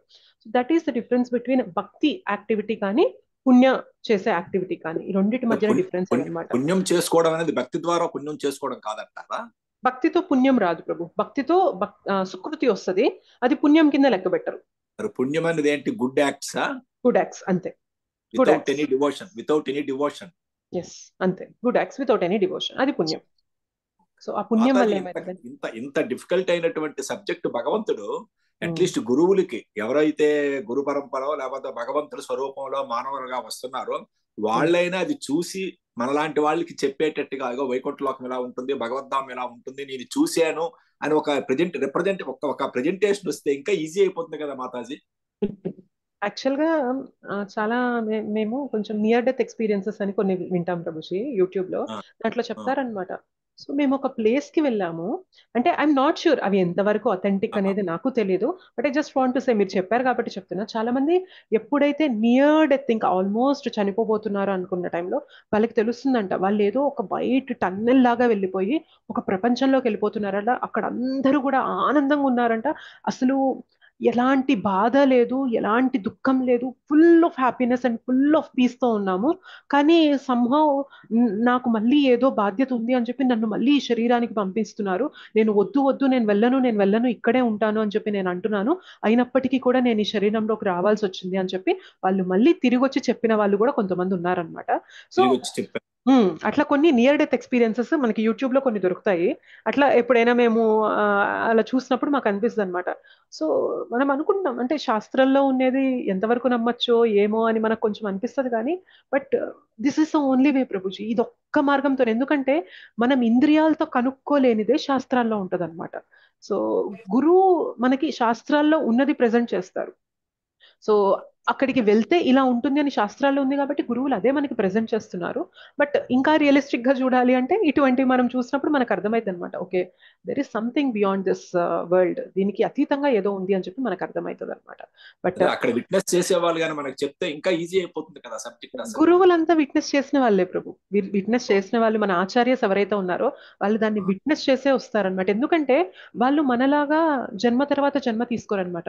They come here on duty. వాళ్ళు ఆన్ డ్యూటీ ప్రకారం వస్తారు. వాళ్ళకి గత జన్మ ఉండదు, వచ్చే జన్మ ఉండదు. వాళ్ళు కేవలం మనల్ని ఎడ్యుకేట్ చేసి మనల్ని ఆ ధామాలకి తీసుకెళ్లడానికే ఇక్కడికి వస్తారనమాట. సో వాళ్ళు ఏదైతే చెప్తున్నారో అది శాస్త్రాలకి అనుగుణంగా ఉంటుంది, వాళ్ళు విట్నెస్ చేసిందే చెప్తారనమాట. సో ఇంకా కొంతమంది ఆచార్యస్ అయితే చెప్తారు, నేను భగవంతునికి ఈ విధంగా సేవ చేసేవాడిని, ఈ విధంగా చేసేవాళ్ళని అని కూడా చెప్తారనమాట. సో అంత మెమరీ కూడా వాళ్ళకు ఉంటది. బట్ మనం ఏంటి అంటే మనం దానికి ఎక్స్పోజ్ అవ్వక కొన్ని మనకి తెలియవు కానీ, బట్ దెర్ ఆర్ చాలా మంది గురువుస్ అట్లా వచ్చి మనకి చెప్పేవాళ్ళు ఆచార్యస్ అందరూ కూడా. ఓకే మాతాజీ. సో ఒక్కసారి భగవద్ధామానికి గనక చేరాము అంటే we don't need to come back. మళ్ళీ మనం తిరిగి ఇక్కడికి రావాల్సిన, ఈ జగత్తుకు రావాల్సిన అవసరం అనేది లేనే లేదు. అటువంటి ప్రపంచం ఆధ్యాత్మిక ప్రపంచం అనమాట. సో అటువంటి ప్రపంచానికి వెళ్ళాలి అంటే కేవలం భక్తియుత సేవ చేస్తేనే వెళ్ళగలం అనమాట. లేదు ఇంకేం చేసినా భౌతిక పరమైన కర్మ కానీ లేకుంటే స్వర్గలోకాలకి తీసుకెళ్లే కర్మ కానీ ఎటువంటి కర్మ చేసినా కూడా ఇటువంటి ధామాలకి మనం వెళ్ళలేం. సో ఏదైతే పర్మనెంట్ గా మన ఇల్లు ఏదైతే ఉందో అక్కడికి వెళ్ళడానికి మనం ప్రయత్నం చేయాలి కానీ టెంపరీ రిజల్ట్స్ కోసం మనం ప్రయత్నం చేస్తుంటే that is not so intelligent activity అనమాట. సో వైస్ పీపుల్ ఏం చేస్తారు, తెలివైన వారు ఏం చేస్తారు అంటే ఏదైతే మనకి పర్మనెంట్ రిజల్ట్స్ ఇస్తుందో అండ్ లాంగ్ టర్మ్ మంచి గుడ్ రిజల్ట్స్ ఇస్తుందో దానిపైన ఇప్పుడు మనం మార్కెట్లో ఇన్వెస్ట్ చేయాలన్నా కానీ ఎట్లా ఇన్వెస్ట్ చేస్తాం చెప్పండి? మంచి రిటర్న్స్ వచ్చేది, లాంగ్ టర్మ్ లో మంచిగా డెవలప్ అయ్యే షేర్స్ పైన, వాటిపైన ఇన్వెస్ట్ చేస్తాం. అంతేగాని ఏదో షార్ట్ టర్మ్ లో వచ్చేస్తుందిలే అట్లా తీసేద్దాంలే అలా రిస్కీగా ఉన్న వాటికి వెళ్ళాం కదా. సో భగవద్ధామం కూడా అటువంటిదే అనమాట. మనం చేసే భక్తి అనేది కూడా ఎట్లా అంటే ఇప్పుడు మనకి ఏమంటారు అంటే జనరల్ గా టైం అనేది దేనికైనా వెచ్చించామనుకోండి మనం ఏమంటాం, టైం స్పెండ్ చేసామంటాం కదా, అవునా కదా చెప్పండి? సో మీ టైం ఎలా స్పెండ్ చేస్తుంటారు మీరు అని చెప్పి మనం క్వశ్చన్ అడుగుతూ ఉంటాం. కానీ భగవంతుని కార్యాలకి మనం ఇప్పుడు క్లాస్ వింటున్నాము, క్లాస్ ప్రిపేర్ అవుతున్నాము, జపం చేస్తున్నాము, భగవద్గీత చదువుతున్నాము, భక్తుల సాంగత్యంలోకి వచ్చాము, దాన్ని టైం స్పెండ్ అని అన్నమాట. దాన్ని ఏమంటారు తెలుసా? టైం ఇన్వెస్టింగ్ అంటారు అనమాట. ఎందుకు ఇన్వెస్టింగ్ అంటే దేన్ని మనం ఇన్వెస్ట్ అంటాం చెప్పండి? ఏదైతే విచ్ ఈల్డ్స్ రిజల్ట్స్, మనకి ఏదైతే రిజల్ట్స్ దాన్ని మనం ఫ్యూచర్ లో మనకి ఏదైతే తిరిగి పొందగలుగుతామో దాని నుండి దాన్ని మనం ఇన్వెస్ట్మెంట్ అంటాం. అలానే ఇప్పుడు మనం భగవత్ సంబంధంగా చేసే టైం అనేది టైం ని మనం ఖర్చు చేయట్లేదు, టైం ని మనం వృధా చేయట్లేదు. ఏం చేస్తున్నామంటే టైం ని ఇన్వెస్ట్ చేస్తున్నాం అనమాట. So when we invest time in Krishna consciousness, ఆ టైం అనేది మనకి తిరిగి వస్తుంది అనమాట. అంటే ఎట్లాంటి రూపంలో అంటే ఇక్కడ మన పనులు అనేవి కంప్లీట్ చేసుకొని హ్యాపీగా భగవద్ధామానికి వెళ్ళిపోయేలాంటి గొప్ప బెనిఫిట్ రూపంలో మనకి ఉపయోగపడుతుంది అనమాట. So this is not time spent but this is time invested అనమాట. Yes, investing our time. అయితే అవర్ లాస్ట్ కనెక్షన్ 15.7 లో అంటున్నారు, ఏమంటున్నారో చూడండి. మమైవాంశో జీవలోకే జీవభూతః సనాతనః మనశ్శస్త్రానింద్రియాణి ప్రకృతిస్థాని కర్షతి. ఈ బద్ధ భౌతిక జగమునందలి జీవులందరూ నా శాశ్వతాంశలు. బద్ధ జీవనము కారణముగా మనస్సుతో కలుపుకొని ఆరైన ఇంద్రియములు కూడి వారు తీవ్ర సంఘర్షణ కావించుచున్నారు. సో పర్ఫెక్ట్ గా ఉంటది అనమాట భగవద్గీత. ఏది మన శత్రువు అనేది చెప్తున్నారు, సో ఎలా మనం కష్టాలు పడుతున్నాం అనేది చెప్తున్నారు, అసలు మీరు ఏ ప్లేస్ లో ఉండడం వల్ల కష్టాలు పడేదని చెప్తున్నారు, ఏ ప్లేస్కి వస్తే కష్టాలు పోతాయి అని చెప్పి చెప్తున్నారు, సో మనం ప్రశాంతంగా ఉండాలంటే ఏం చేయాలి అని చెప్పి చెప్తున్నారు, సక్సెస్ రావాలంటే ఏం చేయాలనేది చెప్తున్నారు. ఇటువంటి భగవద్గీతని మనం పక్కన పెట్టేసి మనం జీవితాన్ని గడుపుతున్నాము అంటే ఎంత మూర్ఖంగా బ్రతికేస్తున్నట్లు కదా మనం అసలు. సో సీరియస్లీ మనందరి జీవితంలో భగవద్గీత తెలుసుకునే అవకాశం వచ్చిందంటే సో మోస్ట్ ఫార్చునేట్ అనమాట. సో ఇంతకు మించి అదృష్టం అండ్ ఇంతకు మించి గొప్ప అవకాశం అనేది ఇంకెవరికి దొరకదు అనమాట. సో ఇక్కడ నిజం మాతాజీ. ఎగ్జాక్ట్లీ. సో ఇక్కడ ఏమంటున్నారు చూడండి, ఈ భౌతిక జగత్తునందు జీవులందరూ కూడా నా శాశ్వత అంశలు. So you are all my parts, మీరందరూ కూడా నా అంశలు, మమైవ అంశం అని చెప్తున్నారు భగవంతుడు. బద్ధ జీవనము కారణంగా మనస్సుతో కలుపని ఆరైన ఇంద్రియాలతో కూడి ఇక్కడ సంఘర్షణకి గురవుతున్నారు. కృష్ణ చెప్తున్నారు అనమాట. సో మీరు నా అంశాలు అయినప్పటికీ కూడా మీరు ఈ భౌతిక ప్రపంచంలోకి వచ్చారు కదా, ఈ భౌతిక ప్రపంచంలో వచ్చినప్పుడు 5 ఇంద్రియాలు ప్లస్ మనస్సు. ఏంటి 5 ఇంద్రియాలు చెప్పండి? Skin. కళ్ళు చెవులు చెవులు, మాతాజీ చర్మము చర్మం Skin. నాలుక చర్మము, నాలుక. ఎస్. సో కళ్ళు, ముక్కు, చెవులు, నాలుక, చర్మము. సో ఈ 5 ఇంద్రియాలు ప్లస్ మాతాజీ. మనస్సు, ఈ 6 కలిసి ఇక్కడ తీవ్ర సంకర్షణకి గురవుతున్నారు. సో పిన్ పాయింట్ చేసి చెప్తున్నారు అనమాట కృష్ణ ప్రాబ్లమ్ ని. You are facing problems here because of your senses. 5 senses and plus mind కలిసి నిన్ను ఆడిస్తున్నాయి. అటంటే అటు, ఇటంటే ఇటు లాగి పడేసి మరీ ఆడిస్తున్నాయి అనమాట. అటువంటి స్థితిలో మనం ఇరుక్కుపోయి ఉన్నాం. ఈ శరీరంలో మనం ఇరుక్కుపోయి ఉన్నాం. అత్యంత దారుణమైన స్థితి ఏంటి తెలుసా? ఒక ఆత్మ ఒక శరీరంలో చిక్కుకుపోవడం అనేది అత్యంత దారుణమైన స్థితి అన్నమాట. సో అటువంటి దారుణమైన స్థితిలో మనకు బెటర్ ఆప్షన్ దొరికింది. హ్యూమన్ లైఫ్ లో మనం ఉన్నాం. అదే ఒక జంతువు లైఫ్ లో కానీ, ఒక చెట్టు జీవితంలో కానీ, మనం చెట్టు యొక్క ఇదిలో కానీ ఉన్నామనుకోండి, బాడీలో కానీ, ఇంకా ఎంత దారుణంగా ఉంటుందో ఆలోచించండి. సో ఆత్మ అనేది ఇట్లా భౌతిక జగత్తులో చిక్కుకోవడం అనేది చాలా చాలా చాలా దారుణం.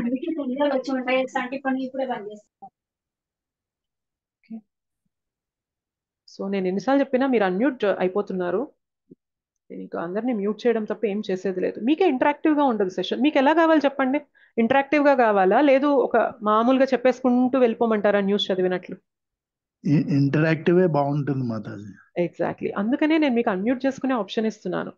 సో ఎవరైతే పక్కన డిస్టర్బెన్స్ వస్తుందో, నేను అడిగినప్పుడు అన్మ్యూట్ చేసుకొని ఆన్సర్ ఇస్తే మిగిలిన వాళ్ళందరికీ కూడా బాగుంటుంది. ఇప్పుడు క్లాస్లో మనం 110 మంది ఉన్నాము. సో మనం కొంచెం జాగ్రత్త పడితే, అరే మన వైపు కొంచెం డిస్టర్బెన్స్ వస్తుంది, మ్యూట్లో ఉందాము, మాతాజీ అడిగినప్పుడు ఆన్సర్ చేద్దామంటే బాగుంటుంది. లేదంటే నేను అందరినీ మ్యూట్లో పెట్టేసుకొని చెప్పేయచ్చు, బట్ మీకు విన్న తృప్తి ఉండదు, నాకు కూడా మీతో మాట్లాడి సంభాషణ లాగా చెప్పిన తృప్తి అనేది ఉండదు అనమాట. అందుకోసమే మీకు అన్మ్యూట్ చేసుకునే ఆప్షన్ ఇస్తున్నాను. Please be on mute. నేను అడిగినప్పుడు మాత్రమే అన్మ్యూట్ చేసుకోండి. ఓకే. సో ఇక్కడ పిన్ పాయింట్ చేసి చెప్తున్నారు అనమాట, మీరు ఈ 5 ఇంద్రియాలు ప్లస్ మనస్సుతో ఇబ్బంది పడుతున్నారు. సో అటువంటి స్థితిలో మీరున్నారు అని చెప్పి కృష్ణ చెప్తున్నారు. బట్ మీరందరూ కూడా నా అంశాలు ఈ భౌతిక జగత్తుకి రావడం వల్ల ఇట్లా తీవ్ర సంఘర్షణకి గురవుతున్నారు అని చెప్తున్నారు. అందుకనే మనం చెప్తున్నాం, ఏదైతే ఇంద్రియాలు మనకి ఏదైతే చూపిస్తున్నాయో దాని వెనక పరిగెత్తాము అంటే మనం అసలు దేనికి సంబంధించిన వాళ్ళమో కూడా తెలియనంత దూరం అవి మనల్ని లాక్కెళ్తాయి అన్నమాట.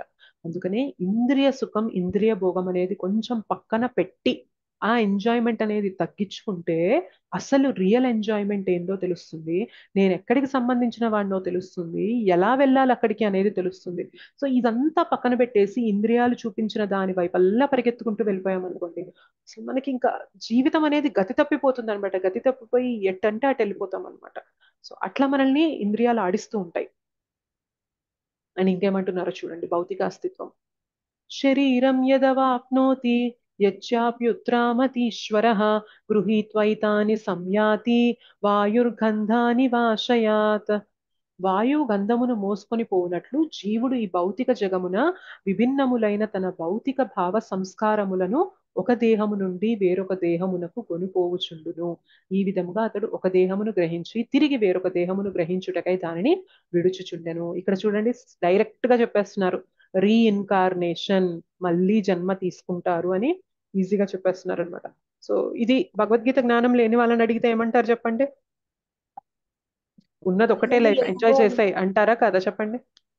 జన్మలు లేవు, ఇంకా ఇదే జన్మ అని. అంటారు మాతాజీ. ఇదే జన్మ, ఒకటే ఆప్షన్, ఒక్కటే ఆపర్చునిటీ.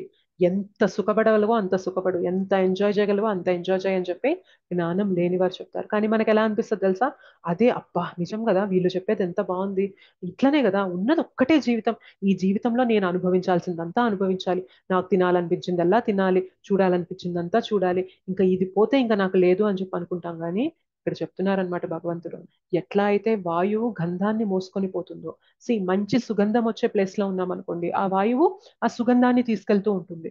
అదే దుర్గంధభూయితమైన ప్లేస్ లో ఉన్నాం అనుకోండి, ఆ చెడు వాసనని కూడా వాయువు మోసుకెళ్తూ ఉంటుంది అనమాట. సో అలానే ఈ జీవుడు ఏం చేస్తున్నారంటే, ఈ భౌతిక జగమున విభిన్నములైన తన భౌతిక భావ సంస్కారములను ఒక దేహం నుండి వేరొక దేహమునకు కొనిపోవచ్చుండును. సో జీవుడు ఒక దేహం నుండి ఇంకో దేహానికి వెళ్తూ ఉన్నాడు. వెళ్ళేటప్పుడు తన సంస్కారాలన్నిటినీ కూడా తీసుకెళ్తూ ఉన్నాడు అనమాట. సో ఎటువంటి సంస్కారాలు ఉన్నాయో అటువంటి దేహాన్ని పొందుతాడు. సో పొంది అట్లా వెళ్తూ ఉన్నాడు. ఈ విధంగా అతడు ఒక దేహమును గ్రహించి తిరిగి వేరొక దేహమును గ్రహించుటకే దానిని విడుచుచుండును.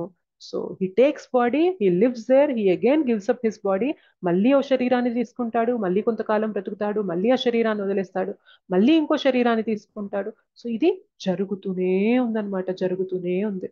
సంస్కారం గురించి మరి ఒకసారి చెప్తారండి. సో ఏమిటి అది? ఓకే, భౌతిక భావ సంస్కారాలంటే బేసిక్గా ఇప్పుడు చూసారా, కొంతమందికి డబ్బు పైన తెగ వ్యామోహం ఉంటదన్నమాట. సో వాళ్ళ వస్తువులు కానీ వాళ్ళ డబ్బులు కానీ ఎవరికైనా ఇవ్వడానికి కూడా తెగ కష్టపడుతూ ఉంటారనమాట. పిల్లలు వచ్చి తీస్తానన్నా కూడా లేదు లేదు లేదు లేదు, గల్లాపెట్ట నేనే ముట్టుకోవాలి, నేనే ఆపరేట్ చేయాలి, నేనే తీయాలి, తెగ మమకారం ఉంటదన్నమాట వాళ్ళకి. సో ఇదేంటి అంటే కొన్ని సంస్కారాలుగా ఫామ్ అవుతాయి అనమాట, ఇంప్రెషన్స్ పడిపోతాయి అనమాట మైండ్లో. సో మనం ఏదైతే జీవనాన్ని కొనసాగిస్తూ మనం ఎటువంటి కోరికలైతే వ్యక్తపరుస్తూ ఆ కోరికల్ని అనుభవిస్తూ ఉంటామో వాటి వల్ల మనకి మైండ్లో కొన్ని ఇంప్రెషన్స్ అనేవి ఇంప్రింట్ అవుతూ ఉంటాయి అనమాట. సో దానివల్ల ఏమవుతుంది అంటే మన నెక్స్ట్ జీవితం దానికి అనుగుణంగా తీసుకుంటాం. సో ఎవరికైతే ఇట్లా డబ్బు పైన అతి వ్యామోహం, అతి పిచ్చి ఉండి ఇట్లా ఉంటారో వాళ్ళు ఏమవుతారంటే నెక్స్ట్ లైఫ్లో ఆ డబ్బు ఉండే ప్లేస్ లోనే ఒక పురుగుగానో, ఒక పాముగానో, ఒక కీటకంగానో పుడతారనమాట. ఎందుకంటే దాన్ని వదలలేరు. అక్కడక్కడే తిరిగాను కదా పోయిన జన్మంతా కూడా, అది నాది, నేనే తిరుగుతూ ఉండాలి, నేనే ఆపరేట్ చేస్తూ ఉండాలి అనుకుంటాం కదా. సో ఏమైతుంది అంటే నెక్స్ట్ లైఫ్ లో అక్కడక్కడే ఏదో ఒక పురుగుగానో, పుట్రగానో, పాముగానో, చీమగానో అక్కడే పుడతామన్నమాట. పుట్టి ఏమవుతుంది అంటే ఎవరైనా దాని దగ్గరకు వస్తున్నారంటే కరుస్తూ ఉంటాం అనమాట వాళ్ళని. సో ఇది నా ప్లేస్, నువ్వు రావడానికి వీల్లేదు అని. ఇంకా కొందరికైతే జలస్ ఫీలింగ్ ఉంటుంది అనమాట, తెగ అసూయ ఉంటుంది కొంతమందికి. గమనించారా లేదా జీవితంలో? ఎవరైనా ఎదుగుతున్నారు అంటే అస్సలు తట్టుకోలేరు, అస్సలు ఓర్చుకోలేరు అనమాట. సో అటువంటి వారు డెఫినెట్ గా వచ్చే జీవితంలో పాముగా పుడతారంటారనమాట. సో పాము అంతే కదా, దగ్గరకు వస్తుంది అంటే చాలు బుస్ బుస్ అని చెప్పి కాటేస్తూ ఉంటది కదా.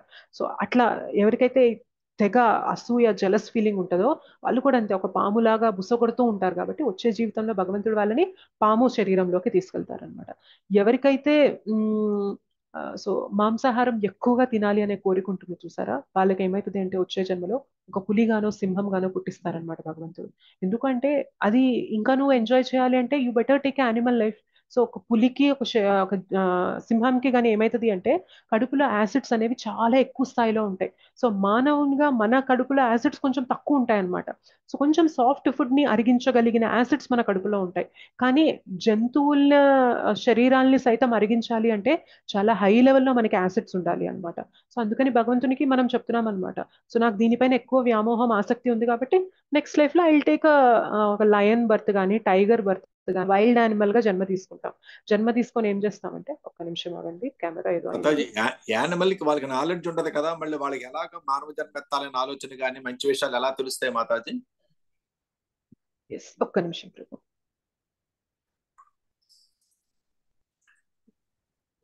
యానిమల్ లైఫ్ కి వెళితే మానవుడి కంటే విచక్షణ జ్ఞానం ఉంటుంది, జ్ఞానం ద్వారా సాధిస్తాడు. మరి యానిమల్ కి ఎలాగ వాళ్ళకి ఆపర్చునిటీ ఎలా వస్తుంది? వాటికి కర్మ ఉండదు ప్రభుజీ. యానిమల్ లైఫ్ లో కర్మ అనేది ఉండదు అనమాట. కర్మ కాన్సెప్ట్ అనేది మానవునికి మాత్రమే ఉంటుంది. ఎందుకంటే వాళ్ళకి ఇంత స్పాన్ అని ఉంటుంది అంతేనా? కరెక్ట్, అంతే, ఇంత స్పాన్ అని ఉంటది. ఎవరో ఒకళ్ళు వచ్చి వాళ్ళని చంపేసేంత వరకు కానీ, న్యాచురల్ గా అవి చనిపోయేంత వరకు కానీ వాళ్ళు అవి అలా బ్రతుకుతూ ఉంటాయి అనమాట. సో వాటికి మనలాగా మరి విమోచన ఎప్పుడు కలుగుతుంది? జంతువు అది చక్రంలో తిరుగుతూ ఉంటారు ప్రభు. సో నెక్స్ట్ ఈ లైఫ్ అయ్యాక నెక్స్ట్ ఇంకొంచెం నెక్స్ట్ బెటర్ లైఫ్ లోకి. సో అది మనలాంటి లెక్కలు ఉండవు అనమాట. మానవునికి ఏదైతే కర్మబంధనంలో లెక్కలు ఉంటాయో జంతువులకు అలా ఉండవు. జంతువులకి ఏంటంటే ఈ టైం అయ్యాక they move to the next body, they move to the next body, they move to the next body, అట్లా అట్లా అట్లా అట్లా ఎవాల్వ్ అవుతూ హ్యూమన్ లైఫ్ వచ్చాం మనం. హ్యూమన్ లైఫ్ వచ్చాక తెలుసుకోవాల్సింది ఏంటంటే ఇప్పుడు మనకి హయ్యర్ ఇంటెలిజెన్స్ ఇచ్చారు. యానిమల్ లైఫ్ లో మనకు ఆ ఇంటెలిజెన్స్ లేదు కాబట్టి దట్స్ ఓకే, ఫైన్, మనం ఇంకా చేసేదేం లేదు. కానీ ఇప్పుడు వచ్చాక కూడా ఇంటెలిజెన్స్ ఉన్నా కూడా మనం అలా బ్రతుకుతున్నామంటేనే అది బాధాకరమైన విషయం అనమాట. అది మనం గుర్తుపెట్టుకోవాలి. యానిమల్స్ కి కర్మ అనేది ఉండదు, ఎందుకంటే అవి వాటి ఆహారం కోసం వెళ్తున్నాయి. కానీ మనకు అలా కాదు, మన ఆహారం మన కడుపు నిండినా కూడా పక్కన వాళ్ళ పొట్టగొట్టాలని చూస్తూ ఉంటాం అనమాట మనం. సో అందువల్ల మనకి కర్మబంధనాలు అనేవి ఉంటూ ఉంటాయి, యానిమల్స్కి అలా ఉండవు. ఇంకేమంటున్నారో చూద్దాం. ఎస్, పునర్జన్మ వలయం. ఎంత దారుణమైన పునర్జన్మ వలయం ఉంటది అంటే, సో ఈ విధంగా జీవుడు వేరొక స్థూల దేహమును గ్రహించి మనస్సుతో కూడి ఉన్న ఒకానొక రకమైన కర్ణములు, నయనములు, జిహ్వ, నాసిక, స్పర్శను పొందును. ఆ విధంగా అతడు ఒక ప్రత్యేక రకము ఇంద్రియార్థములను అనుభవించును. హ్యూమన్ లైఫ్ లో మనకి ఉండే సెన్సెస్ అనేవి ఒక రకంగా ఉంటాయి.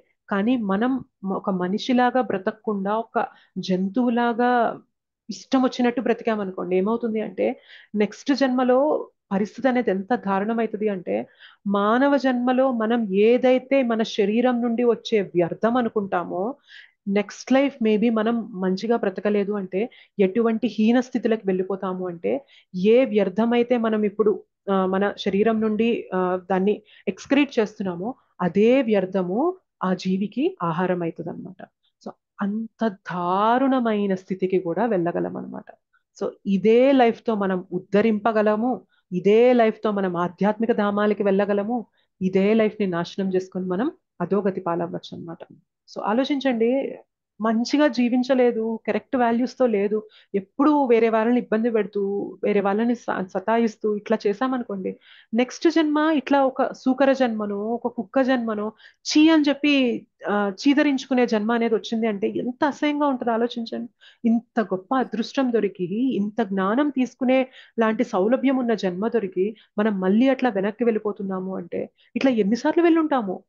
This is not, maybe this is not our first human life. ఇది మన మొదటి మానవ జన్మ కాకపోయి ఉండొచ్చు. ఎన్నోసార్లు ఇట్లా తిరుగుండొచ్చు మనం. తిరిగి మళ్ళీ ఇలా వచ్చి ఇవాళ మనకి ఇలా తెలుసుకునే అవకాశం, సౌభాగ్యం మనకి దొరికుండొచ్చు. కానీ అట్లా వెనక్కి వెళ్ళిపోయే స్థితి కూడా ఉంటది అనమాట. ఒకసారి ఏమైతుంది అంటే, ఇంద్రదేవునికి ఒక శాపం తగులుతుంది. నాకు కరెక్ట్ గా డీటెయిల్స్ అనేవి తెలియదు, ఎవరు శాపం ఇచ్చారు ఏంటి అనేది. బట్ ఆ శాపం వల్ల ఏమవుతుంది అంటే, ఆయన ఒక సూకర రూపంలోకి వెళ్లాల్సి వస్తుంది, ఒక పంది రూపంలోకి. అయితే వెళ్ళిపోయాక ఎంత కంఫర్టబుల్ గా లైఫ్ జీవిస్తూ ఉంటారు అంటే, ఆ జీవుడు ఎవరైతే ఇంద్రస్థానంలో ఉన్నారో ఆయన అన్నమాట ఒక సూకర శరీరంలోకి వెళ్ళిపోయి, సో ఆ సూకరానికి కూడా తన ఫ్యామిలీ అనేది ఉంటుంది కదా. సో తన వైఫ్ అని, తన హస్బెండ్ అని, తన పిల్లలని, దాని సంసారం దానికి ఉంటది కదా. సో ఆ సంసారంలో చిక్కుకుపోయి ఒకసారి బ్రహ్మదేవుడు వస్తారనమాట. వచ్చి చెప్తారు, రా నువ్వు ఏంది ఇక్కడ ఈ చెత్తలో, అసలు ఏంటి ఈ ప్లేస్ ఏంటి, నువ్వేంటి, నువ్వు రా, అసలు నువ్వు ఇక్కడ ఉండకూడదు అంటే, ఏంటి నన్ను రమ్మంటున్నారు, నేను ఇదే కదా నా ఫ్యామిలీ, నేను ఇక్కడే కదా ఉండాలి, ఇదే కదా నా ఆహారం, ఇదే కదా నా నివాసం అంటారనమాట. అప్పుడు చెప్తారు, ఇది కాదు నీ నివాసం, నీకు ఆ శాపం వల్ల నువ్వు ఇట్లాంటి స్థితికి వెళ్ళిపోయావు, నువ్వు అసలు ఇంద్రుడివి, స్వర్గలోకాల్ని పాలించేవాడివి, అటువంటి వాడివి నువ్వు ఇట్లా వచ్చి దీన్ని వదలలేకపోతున్నా. ఆయన అంటారనమాట, నేను వదిలి రాలేను, నాకు ఇక్కడ బాగుంది, నేను ఇక్కడ ఉండిపోతానంటారనమాట. అంత మాయా మోహితులం అయిపోయి ఉంటాం అనమాట. సో ఏ జీవిలోకి వెళ్ళిపోతే ఆ జీవి లైఫ్ లో మనం కంఫర్టబుల్ గా అయిపోతాం అనమాట. ఈవెన్ అంతదాకెందుకు, మన లైఫ్ లో కూడా చూడండి, కష్టం వచ్చినప్పుడు మనకు కష్టం అనిపిస్తుంది, కానీ అదే కష్టాన్ని 2 రోజులు, 3 రోజులు, 4 రోజులు, వారం రోజులు, నెల రోజులు భరించామనుకోండి, ఆ కష్టం అనేది మనకు అలవాటు అయిపోతుందా, అలవాటు అయిపోతుందా చెప్పండి. అయిపోతుంది. ఎట్లా అలవాటు అవుతుందంటే, అట్లా మనం ఎన్నో జన్మలు తీసుకొని వచ్చామన్నమాట. సో ఎన్నో లైఫ్స్ తిరుగుతూ ఆ శరీరానికి తగ్గట్టుగా మనం అడ్జస్ట్ అయిపోతూ ఉన్నాం అనమాట. సో అంత దారుణమైన స్థితికి కూడా మనం వెళ్ళిపోగలం అనమాట. అందుకే చెప్పాను కదా, ఆత్మ అనేది ఒక శరీరంలో చిక్కుకుపోవడమే చాలా పెద్ద దారుణమైన స్థితి అనమాట. ఆత్మ it is full of freedom, full of happiness, full of bliss. అటువంటిది ఆత్మ. కానీ ఇట్లా మనం చిక్కుకునే స్థితిలో ఉండి బంధింపబడిపోయి ఉన్నాము అంటే చాలా దారుణమైన స్థితి అన్నమాట ఇది. సో దీని నుండి బయటపడాలంటే ఒకటే మార్గం, కేవలం భక్తి. భక్తి మాత్రమే మార్గం, ఇంకే మార్గం లేదు. ఓకే, ఇంకేం చెప్తున్నారో చూద్దాం.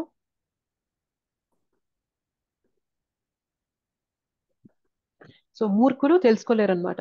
సో జీవుడు తన దేహమును ఏ విధంగా విడిచిపెడతాడో, ప్రకృతి గుణ ప్రభావంలో ఏ రకమైన దేహమును అతడు అనుభవిస్తాడో మూర్ఖులు తెలుసుకోలేరు. కానీ జ్ఞాన శిక్షణ పొందిన నేత్రాలు కలిగిన వాడు ఇదంతా చూడగలుగుతారు. సో మూర్ఖులకి చెప్పామనుకోండి, సో మీరు ఈ జీవితాన్ని కరెక్ట్ గా వాడుకొని మంచిగా మానవ జన్మ దొరికినందుకు దాన్ని కొంచెం సార్థకత చేసుకుంటే వచ్చే జన్మ బాగుంటుంది, లేదంటే వచ్చే జన్మ మంచిగా ఉండదు అని చెప్పామనుకోండి, అందరూ దీన్ని సక్రమంగా అర్థం చేసుకోగలుగుతారా? రైట్ యాంగిల్లో చేసుకోలేరు అనమాట.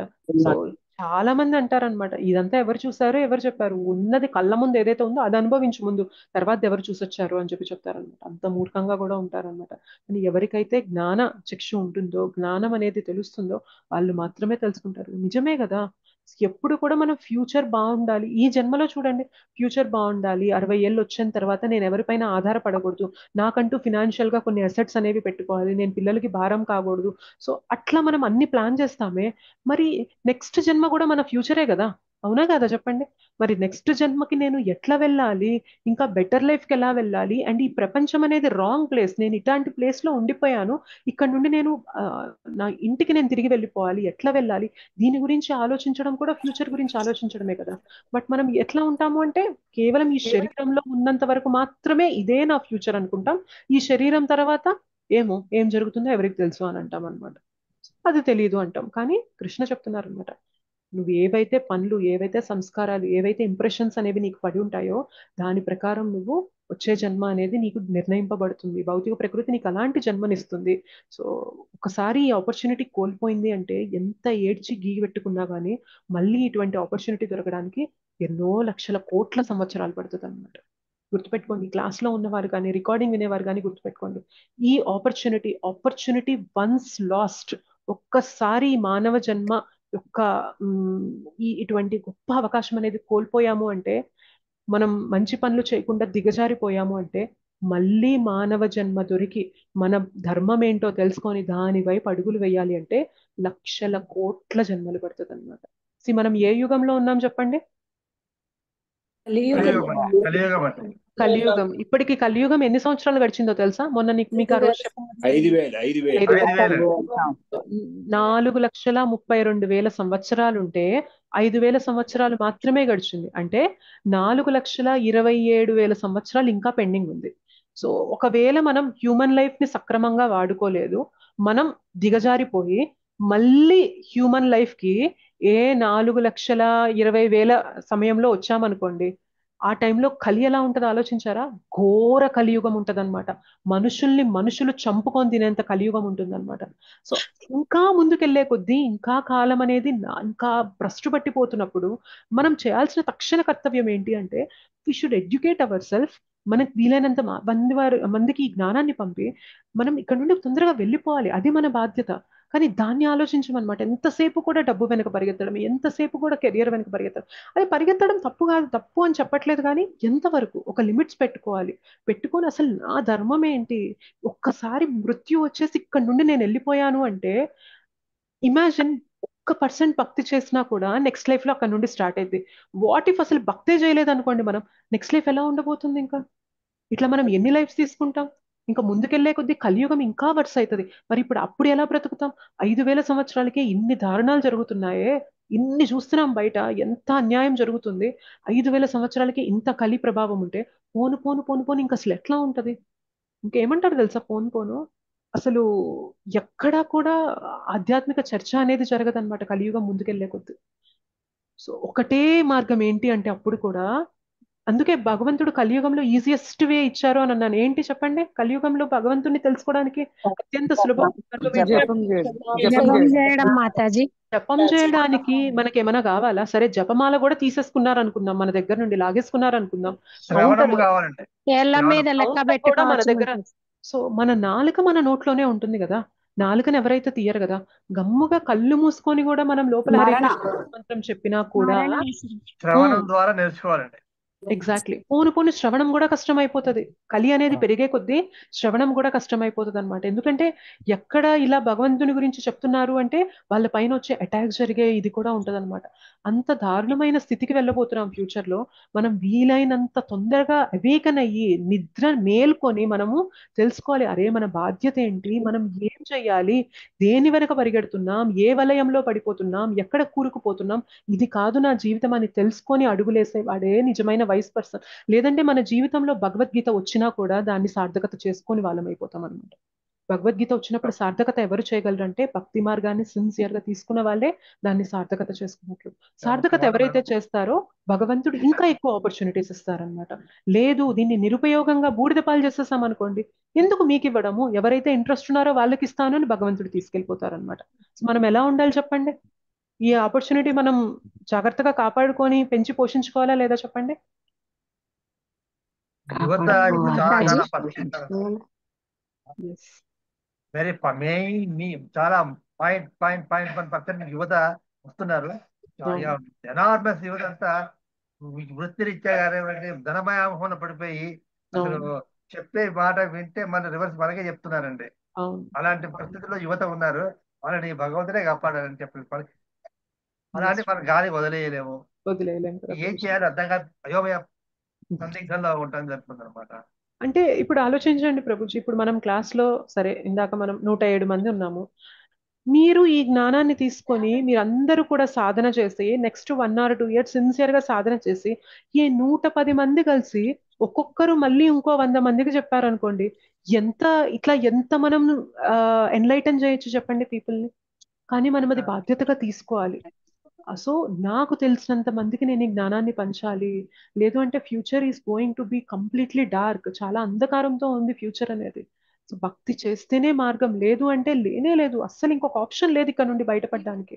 సో అటువంటి స్థితిలో ఉన్నాము. అది మనం పంచాలి. మనం సాధన చేసి 2 ఏళ్ళు 3 ఏళ్ళు మనం చక్కగా సిన్సియర్ గా జపం చేస్తూ సాధన చేస్తూ ఈ జ్ఞానాన్ని మనం తెలుసుకొని మనం ఇప్పుడు నేను క్లాస్ చెప్తున్నాను, ఒక 100 మంది వింటున్నారు. అలానే మీరు క్లాస్ చెప్పినప్పుడు ఇంకో 100 మంది, ఇట్లా 100 మంది ఇంకో 100 మందికి రీచ్ అయ్యారనుకోండి, 10,000 మంది అవుతున్నారు కదా.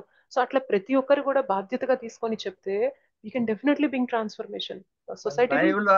లైవ్ లో టెంపుల్స్ లో మనం సెలెక్ట్ చేసుకొని ఆ టెంపుల్ లో ఈవినింగ్ టైం లో కూర్చొని చెప్తూ ఉంటే బాగుంటుందేమో.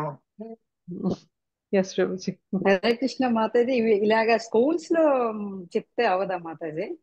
స్కూల్స్ లో కూడా కొన్ని జరుగుతుంటాయి మాతాజీ. కాలేజెస్ లో స్కూల్స్ లో అయితే పిల్లలు ఎస్ మంచిగా మాతాజీ. తయారవుతారు.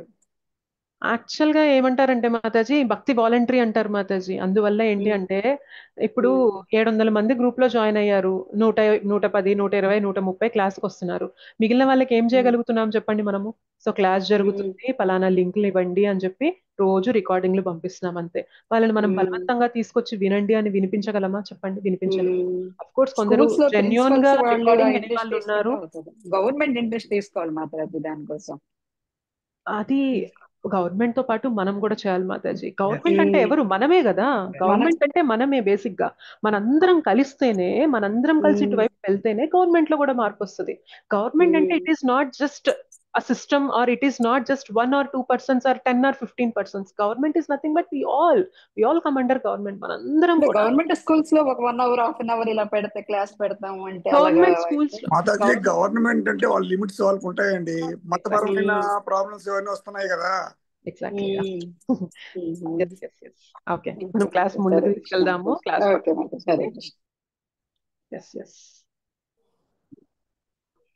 మన బాధ్యత మనం మాతాజీ కొంతమంది. మళ్ళీ చూద్దాం. Will proceed with the class. ఒకవేళ ఏమైనా డిస్కషన్ మనం చేయాలి అంటే కనుక క్వశ్చన్ అండ్ ఆన్సర్ సెషన్ లో చూద్దాం. ఓకేనా? క్లాస్ మళ్ళీ డైవర్ట్ అయిపోతుంది కాబట్టి. నెక్స్ట్ ఏమంటున్నారు అంటే maintainer of body, mind and soul. ఎట్లా భగవంతుడే శరీరానికి, ఆత్మకి, మనస్సుకి పోషకుడు. చెప్పండి మాతాజీ. కార్ ఎగ్జాంపుల్ ఏంటి? కార్ ఎగ్జాంపుల్ డిక్కీ ఓపెన్ చేసి కారు ఫోటో చూపించారు కదా, దాని అర్థం ఏంటి?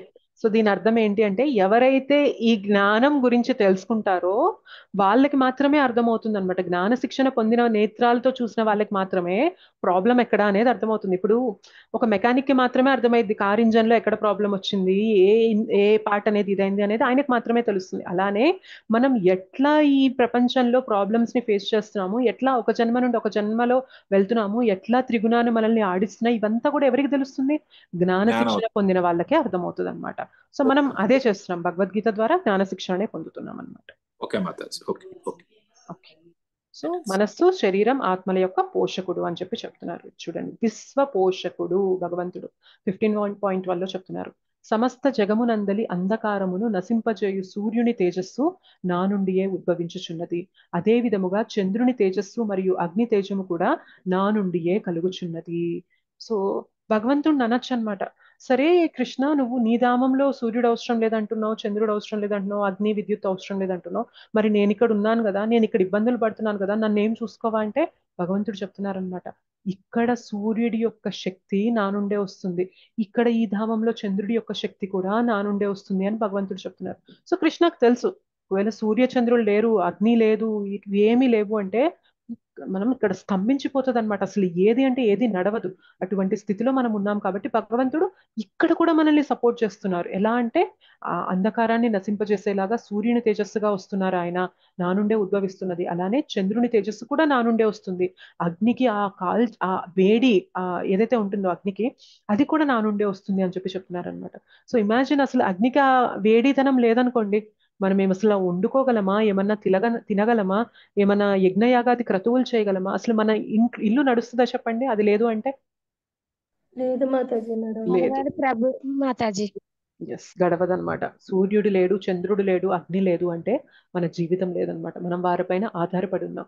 వాళ్ళు అవందరూ కూడా ఎక్కడి నుండి వస్తున్నారు వారందరూ అంటే భగవంతుని యొక్క అంశగా వాళ్ళు ఉద్భవిస్తున్నారనమాట. భగవంతుని యొక్క తేజస్సే అలా మనకి సూర్యుని రూపంలో, చంద్రుని రూపంలో, అగ్ని రూపంలో మనకి మన జీవనాన్ని కొనసాగించేలాగా భగవంతుడు కృప చూపిస్తున్నారు. ఇక్కడ రైట్ సైడ్ చూసారా, without his mercy there cannot be sun. So ఆయన కృప లేదు, భగవంతుని కృప లేదు అంటే సూర్యుడు లేడు. Without his mercy there cannot be moon. ఆయన కృప లేదు అంటే చంద్రుడు లేడు. Without his mercy there cannot be fire. ఆయన కృప లేదు అంటే అగ్ని లేదు. And without the help of sun, moon and fire no one can live. So సూర్యుడు లేడు, చంద్రుడు లేడు, అగ్ని లేదు అంటే మనం లేనే లేమన్నమాట. These are some thoughts to provoke Krishna consciousness in the condition. So at least ఇది ఆలోచించినా గానీ మనం అర్థమైంది మనం చేయాల్సిందేంటి.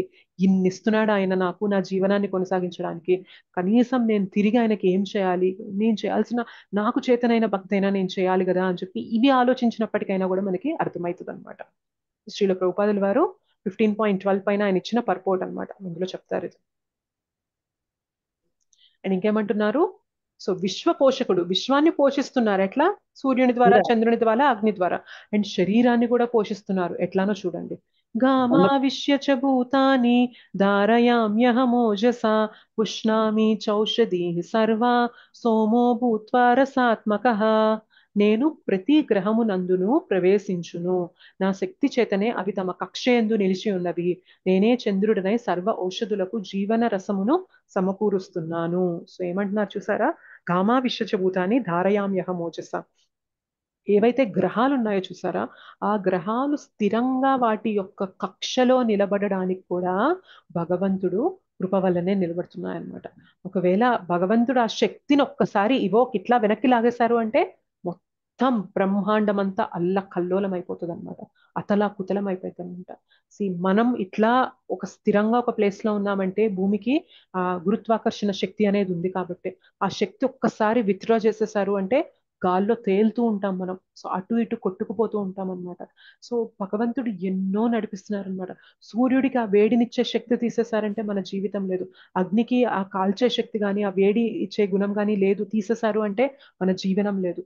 చంద్రుడికి ఆ వెన్నెలని, ఆ కాంతిని, మనకి ఆ చంద్రుని కాంతి ద్వారా ఎన్నో ఔషధులు అనేవి డెవలప్ అవుతూ ఉంటాయి.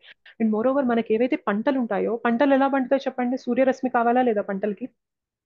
సూర్యరశ్మి కావాలి, దాంతో నీరు పాటు కావాలి. చంద్రరశ్మి కూడా, నీరు కావాలి, భూమి కావాలి, సూర్యరశ్మి కావాలి, దాంతో పాటు చంద్రుని కాంతి కూడా కావాలన్నమాట. లేదు అంటే ఫ్రూట్స్ ఏవైతే ఉంటాయో వాటిల్లో టేస్ట్ ఏదైతే ఉంటుందో, ఆ జ్యూసీ టేస్ట్ ఏదైతే ఉంటుందో అది ఎక్కడి నుండి వస్తుంది తెలుసా, చంద్రకాంతి నుండి వస్తుంది అనమాట.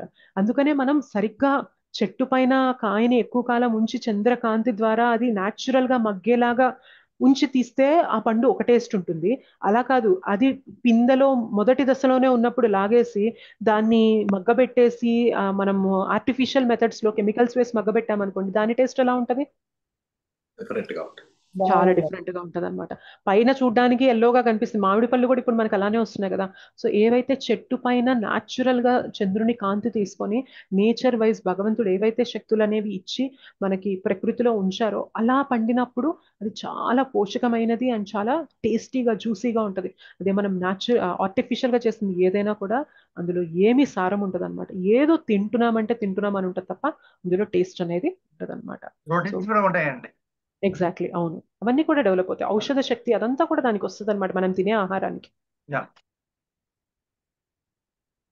ఎస్, ఇంకేమంటున్నారో చూడండి, శరీరమును పోషించేవాడు. ఇందాక కూడా అదే చూసాం, ఇప్పుడు కూడా అదే సైకిల్.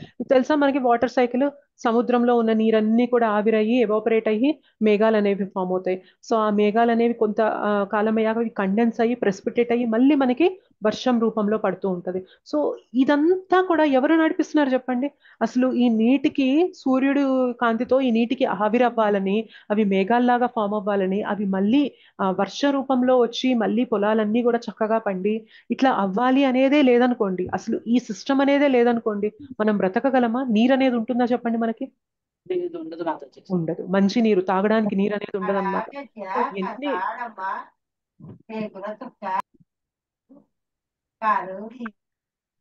సో మనం గుర్తుపెట్టుకోవాలి భగవంతుడు ఎన్ని నడిపిస్తున్నాడో. మనం ఆయన్ని పట్టించుకోకుండా ఉంటేనే విశ్వాన్ని నడిపిస్తున్నాడు, మన శరీరాన్ని నడిపిస్తున్నాడు.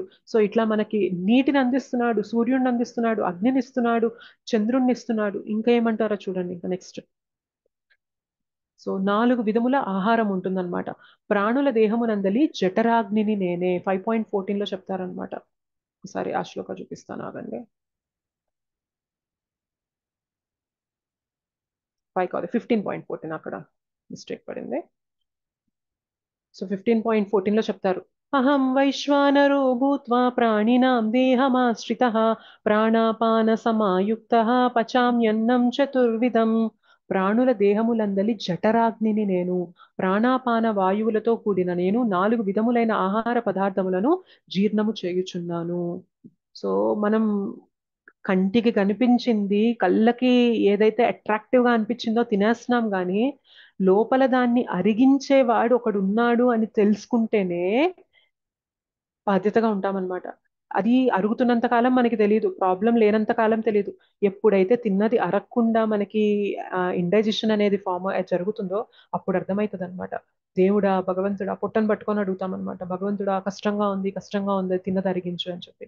భగవంతుడు చెప్తున్నాడు, నువ్వు తిన్నదాన్ని అరిగించే నీ కడుపులో ఉన్న జఠరాగ్నిని కూడా నేను. సో మనం తిన్నది అరగాలి అంటే కడుపులో కొంచెం అగ్ని అనేది ఉండాలన్నమాట. మనం వండుకోవాలంటే అగ్ని ఉండాలి, తిన్నది అరగాలన్నా కూడా లోపల అగ్ని అనేది ఉండాలి. ఆ అగ్ని సమపాలల్లో లేదనుకోండి మనకి యాసిడిటీ ప్రాబ్లమ్స్ వస్తాయి, గ్యాస్ట్రిక్ ప్రాబ్లమ్స్ వస్తాయి. ఇవన్నీ ఎందుకు వస్తాయంటే ఆ అగ్ని అనేది కరెక్ట్ పాలల్లో కరెక్ట్ మోతాదులో లేకపోవడం వల్ల ఈ ప్రాబ్లమ్స్ అనేవి వస్తాయి అన్నమాట. సో తిన్నది అరిగిస్తున్నది భగవంతుడు. సో మనం ఏమైనా చేస్తున్నామా అండి? సో మన కళ్ళకి ఏదో నచ్చిన ఆహారం దొరికిద్ది, నోట్లో వేసేస్తాం. అది ఇక్కడ నోట్లో ఉన్నంతసేపు మనకు తెలుసు ఏం జరుగుతుంది అని. ఒకసారి గొంతు దిగింది అనుకోండి ఏం జరుగుతుందో మనం చెప్పగలమా? అసలు మనం ఏమైనా చేస్తున్నామా వెనకాల? స్పృహతో ఉండి ఏమైనా చేస్తున్నామా మనము? లేదు మాతాజీ. లేదు లేదు. మాతాజీ, లేదు మాతాజీ. నోట్లో ఉన్నంతసేపు నములుతామేమో స్పృహతో.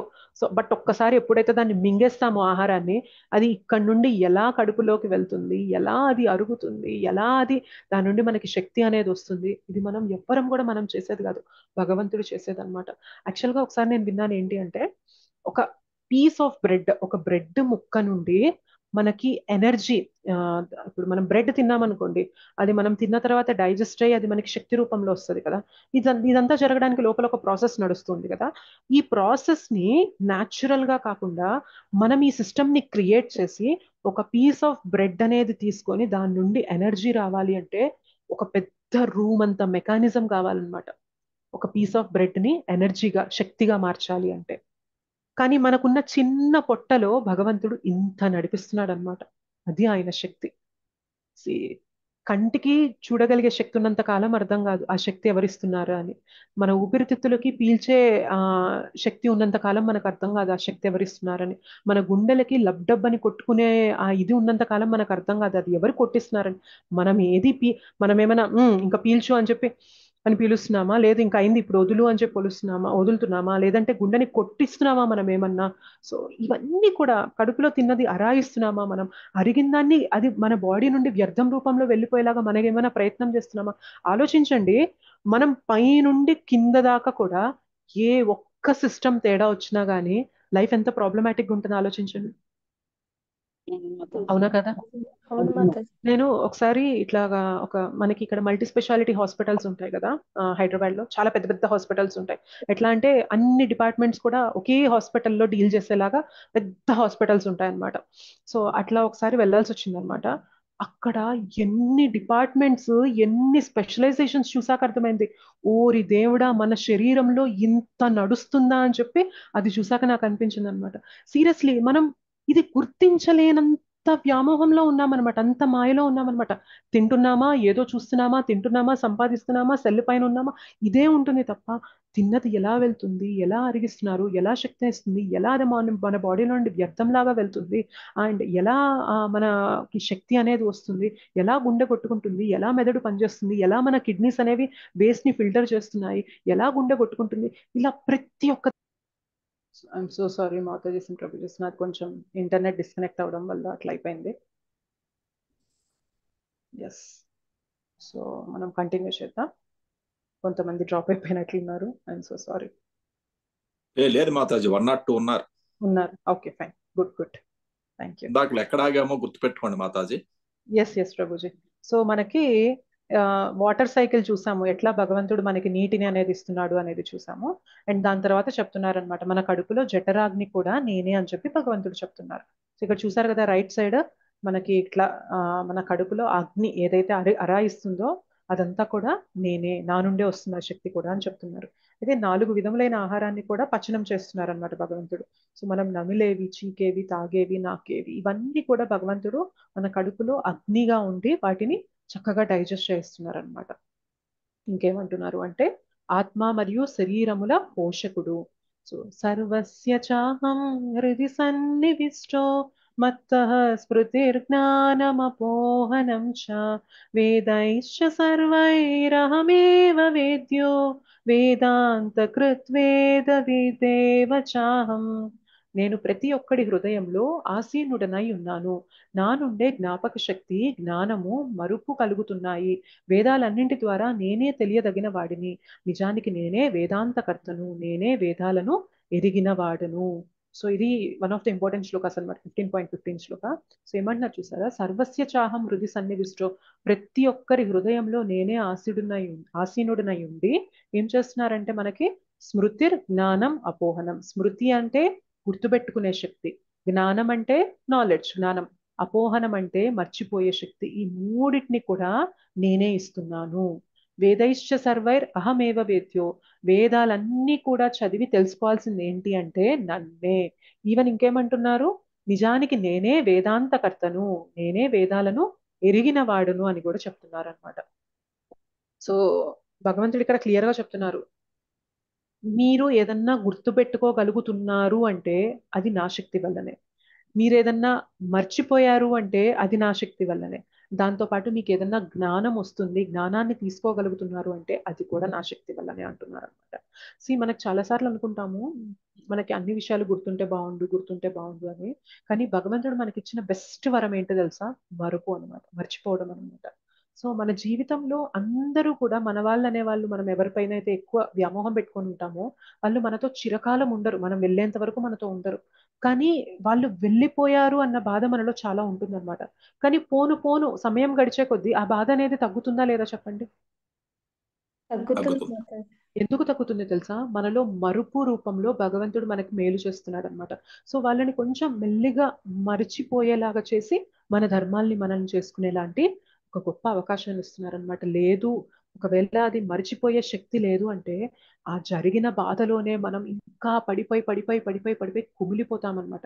జీవితంలో ఎటు వెళ్ళాలి అనేది కూడా తెలియదు, అటువంటి స్థితికి వెళ్ళిపోతామన్నమాట. సో మరుపు అనేది గ్రేటెస్ట్ గిఫ్ట్ అనమాట భగవంతుడు ఇచ్చేది. అలానే పూర్వజన్మలు కూడా, మనం ఒకసారి శరీరాన్ని వదిలేసి వెళ్ళిపోయాము అంటే గత జన్మ స్మృతులు అనేవి భగవంతుడు పెట్టడనమాట. సో అది కూడా ఎంతో గొప్ప వరం. గత జన్మ స్మృతులు పెట్టారు అంటే చాలా అస్తవ్యస్తంగా ఉంటుంది అనమాట జీవితం. ఇదా ఫ్యామిలీ, అదా ఫ్యామిలీ, వీళ్ళ నా వాళ్ళు, వాళ్ళ నా వాళ్ళు అనేది మనకు అర్థం కాదనమాట. సో పిచ్చెక్కిపోతుంది అనమాట, అట్లా ఉంటుంది. సో భగవంతుడు అదొక గొప్ప వరం మనకి మరుపు పెట్టడం. దాంతోపాటు ఏంటంటే గుర్తు పెట్టుకునే శక్తి కూడా నా నుండి వస్తుంది అంటున్నారనమాట. సో మనం చాలాసార్లు అంటాం కదా, నేను మర్చిపోతున్నాను, గుర్తుండట్లేదు నాకు, నేను చాలా ప్రయత్నం చేస్తున్నా, కానీ ఇప్పుడు శ్లోకాస్ చదువుతుంటాము మనము. సో ఏదైనా ఒక కాన్సెప్ట్ ప్రిపేర్ అవుతున్నాము కానీ నాకు గుర్తుండట్లేదు అంటే మనం చక్కగా కృష్ణకు ప్రే చేయాలన్నమాట. భగవంతుడా, నేను ప్రయత్నం అయితే చేస్తున్నాను కానీ గుర్తుపెట్టుకోవడం అనేది నా చేతిలో అయితే లేదు. నువ్వు ఆ శక్తినిచ్చి గుర్తుపెట్టుకునే ఆ కృపనిస్తేనే నేను గుర్తుపెట్టుకోగలుగుతా, లేదంటే నా వల్ల కాదు. అలానే జ్ఞానం కూడా అంతే. నేను వింటున్నాను, చదువుతున్నాను, కానీ అది నాకు అర్థం అవ్వాలి, అర్థమైంది నాకు మనసులో ఇలా స్థిరంగా ఉండాలి అంటే ఆ జ్ఞానాన్ని మీరే ఇవ్వాలి అని చెప్పి మనం తెలుసుకోవాలి. ఇంకేమంటున్నారు చూసారా, వేదాలన్నిటి యొక్క సారం కూడా నేనే అంటున్నారు. సో 4 వేదాలు, 108 ఉపనిషత్తులు, 18 పురాణాలు, రామాయణ మహాభారత ఇతిహాసాలు, ఇంకా ఇటువంటి ఎన్నో గ్రంథాలు అన్ని చదివి ఏదైతే తెలుసుకుంటామో మనం భగవద్గీతలో ఈ శ్లోక చదివినప్పుడు మనకి క్లియర్ గా చెప్పేస్తున్నారు అనమాట. ఇన్ని చదివి నువ్వు నన్ను తెలుసుకోలేకపోయినా, ఏమి చదవకుండా నన్ను తెలుసుకోగలిగినా ఏది బెటర్ చెప్పండి? ఇన్ని చదివాం కానీ భగవంతుని తెలుసుకోలేకపోతున్నాం. కానీ ఏం చదవలేదు మనకి, కానీ భగవంతుడు ఎవరు అనేది అర్థమైంది, భగవంతునికి నాకు సంబంధం ఏంటి అర్థమైంది, నేను చేయాల్సిన ధర్మం ఏంటో నాకు అర్థమైంది. సో ఎవరి పొజిషన్ బెటర్ చెప్పండి? ఏది తెలియకపోయినా భగవంతుడిని తెలుసుకో. ఎగ్జాక్ట్లీ. సో ఇంత చదివి కూడా మనం తెలుసుకోవాల్సింది ఇదే. ఇంత చదివి మనం అది తెలుసుకోలేదంటే ప్రయోజనం లేదు. సో మనకి ఇది ఈజీగా అర్థమవుతుంది అంటే వీఆర్ సో బ్లెస్డ్ అనమాట, చాలా అదృష్టవంతులం. మనకి ఇది అర్థమవుతుంది. సో భగవంతుడు ఎవరు, నేనెవరు, నాకు భగవంతునికి సంబంధం ఏంటి, నేను ఇక్కడ ప్రపంచానికి సంబంధించిన వాడిని కాదు, నేను ఆ ధామానికి సంబంధించిన వాడిని, నేను అక్కడికి వెళ్ళిపోవాలి. సో ఈ నాలెడ్జ్ అంతా అర్థమవుతుంది అంటే అది ఎంతో గొప్ప విషయం అన్నమాట. ఎన్నో కోట్ల జన్మలు వేదాధ్యయనం చేసిన వాళ్ళకు కూడా ఈ నాలెడ్జ్ అర్థం కాదు. నీ భగవంతుని కృప, భక్తుల కృప ఉన్నప్పుడు ఈ నాలెడ్జ్ అనేది మన జీవితంలో ఈజీగా వస్తుంది, ఈజీగా అర్థం చేసుకోగలుగుతాం అనమాట. సో వేదాల యొక్క సారం అనేది నేనే అని చెప్తున్నారు భగవంతుడు. ఇంకేమంటున్నారో చూద్దాం. ఎసెన్స్ ఇన్ 3 వర్సెస్, 3 శ్లోకాల్లో సారాంశాన్ని చెప్తున్నారు. సో జీవరాశులు. ద్వావిమౌ పురుషాలోకే క్షరశ్చాక్షర ఏవ చ క్షరః సర్వాణి భూతాని కూటస్థోక్షర ఉచ్యతే. క్షరులు అక్షరులు అనే 2 తరగతుల జీవులు ఉన్నారు. భౌతిక జగత్తులో ప్రతి జీవుడు క్షరుడు కాగా ఆధ్యాత్మిక జగత్తులో ప్రతి జీవుడు అక్షరునిగా పిలువబడతాడు. క్షర అంటే ఏంటి అంటే పడిపోయే నేచర్ ఉన్న వాళ్ళు అనమాట, ఫాలెన్, పడే స్థితి ఉన్న వాళ్ళు. అక్షరులు అంటే ఏంటి అంటే వాళ్ళు పడరనమాట, నిలకడగా వాళ్ళ స్థానంలో అలా ఉంటారనమాట, దే ఆర్ నాట్ ఫాలెన్ అనమాట. అయితే క్షరులు అంటే ఎవరు అంటే మనం, ఎవరమైతే ఇలా భౌతిక జగత్తులో వచ్చి పడిపోయామో మనం క్షరులం అనమాట. అయితే మీకు తెలుసా, మనకి ఎట్లా అయితే భౌతిక ధామం ఆధ్యాత్మిక ధామం ఉందో మొత్తం అందరూ సోల్స్ ఇక్కడికి రారనమాట, కేవలం 10% సోల్స్ మాత్రమే ఇక్కడికి వస్తారంట. సో నేను భగవంతునికి పరంగా నేను ఎంజాయ్ చేయాలి, సో నేను కూడా సపరేట్ గా ఎంజాయ్ చేయాలి, నేను కూడా కంట్రోలర్ గా ఉండాలి అని ఏవైతే మనం కోరికలు వ్యక్తపరిచి వచ్చామో ఓన్లీ 10% జీవులే ఇట్లా వస్తారంట కిందకి. కానీ 90% సోల్స్ ఆధ్యాత్మిక ధామంలోనే ఉంటారనమాట. సో వాళ్ళు ఎవరు అంటే అక్షరులు, వాళ్ళు పడరనమాట. సో వాళ్ళు they are always stable in their position, వాళ్ళు ఫిక్స్డ్ గా వాళ్ళ ఇదిలో వాళ్ళు ఉంటారు. కానీ మనం ఏంటంటే ఇట్లా పడిపోయామన్నమాట, మన స్థితి నుండి మనం కింద పడిపోయాం. సో మనం క్షరులం అన్నమాట. అయితే క్షరులు అక్షరులుగా మారాలి అంటే ఒకటే మార్గం అన్నమాట, భక్తి చేస్తే క్షరులు అక్షరులుగా మారుతారు. సో జీవరాశులు చూసారా, పతనము చెందేవారు క్షరులు, స్వతంత్రంగా భోగించాలనే కోరిక ఎన్నటికీ భౌతిక ప్రపంచంలోనే ఉంటారు. సో ఈయన చూసారా ఏం తింటున్నారు, చూడండి ఇక్కడ ఏం తింటున్నారు చెప్పండి, డాలర్లు తింటున్నాడు ఆయన. సో మనం కూడా ఎప్పుడైతే ఇంత ఎంజాయ్ చేయాలి, అనుభవించాలి అని ఎప్పుడైతే మనలో ఇట్లా అతి వ్యామోహం ఉంటుందో ఏమవుతుంది అంటే ఇక్కడే ఉండిపోతాం అనమాట, భౌతిక ప్రపంచంలోనే ఉండిపోతాం. సో ఫస్ట్ ఏంటి అంటే స్వతంత్రంగా భోగించాలనే కోరిక, కానీ అలా కాకుండా కృష్ణుడితో ఉండాలనే కోరిక ఎప్పుడైతే మనకి కలుగుతుందో అప్పుడు మనం ఏమవుతామంటే, యాక్చువల్గా కృష్ణుడితో ఉండాలనే కోరిక ఎవరికి ఉంటుందంటే ఆధ్యాత్మిక ధామంలో ఉన్న వారికి ఉంటుంది. వాళ్ళు ఎప్పుడు కూడా ఆధ్యాత్మిక ప్రపంచాన్ని విడిచిపెట్టరు. కానీ మనం సంహవ్ మన దురదృష్టవశాత్తు ఆ ధామం నుండి ఈ ధామానికి వచ్చి పడ్డాము. అండ్ ఇప్పుడు భగవంతుడి యొక్క కృప వల్ల, వైష్ణవుల కృప వల్ల మనం తెలుసుకున్నాం జ్ఞానాన్ని. సో ఇది కాదు నా ప్లేస్ అది అని తెలుసుకున్నాం. సో మనం ఏం చేయాలి అంటే మనం స్వతంత్రంగా భోగించాలనే కోరికని పక్కన పెట్టి కృష్ణునితో ఉండాలి అనే కోరికని డెవలప్ చేయాలి. అంటే కృష్ణుని సేవ చేసుకోవాలి, కృష్ణుని నామం తీసుకోవాలి అనే కోరికని ఎప్పుడైతే డెవలప్ చేసుకుంటామో యాజ్ యూజువల్ గా అక్షరులు ఉండే ప్లేస్ కి మనం వెళ్ళిపోతాం అనమాట. అంటే మళ్ళీ మనం తిరిగి ఆధ్యాత్మిక ప్రపంచానికి, మన ఇంటికి వెళ్ళిపోతాం అనమాట. ఇంకేమంటున్నారంటే దేవాది దేవుడు ఉత్తమః పురుషస్త్వన్యః పరమాత్మేత్యుదాహృతః యో లోకత్రయమావిశ్య బిభర్తవ్యయ ఈశ్వరః.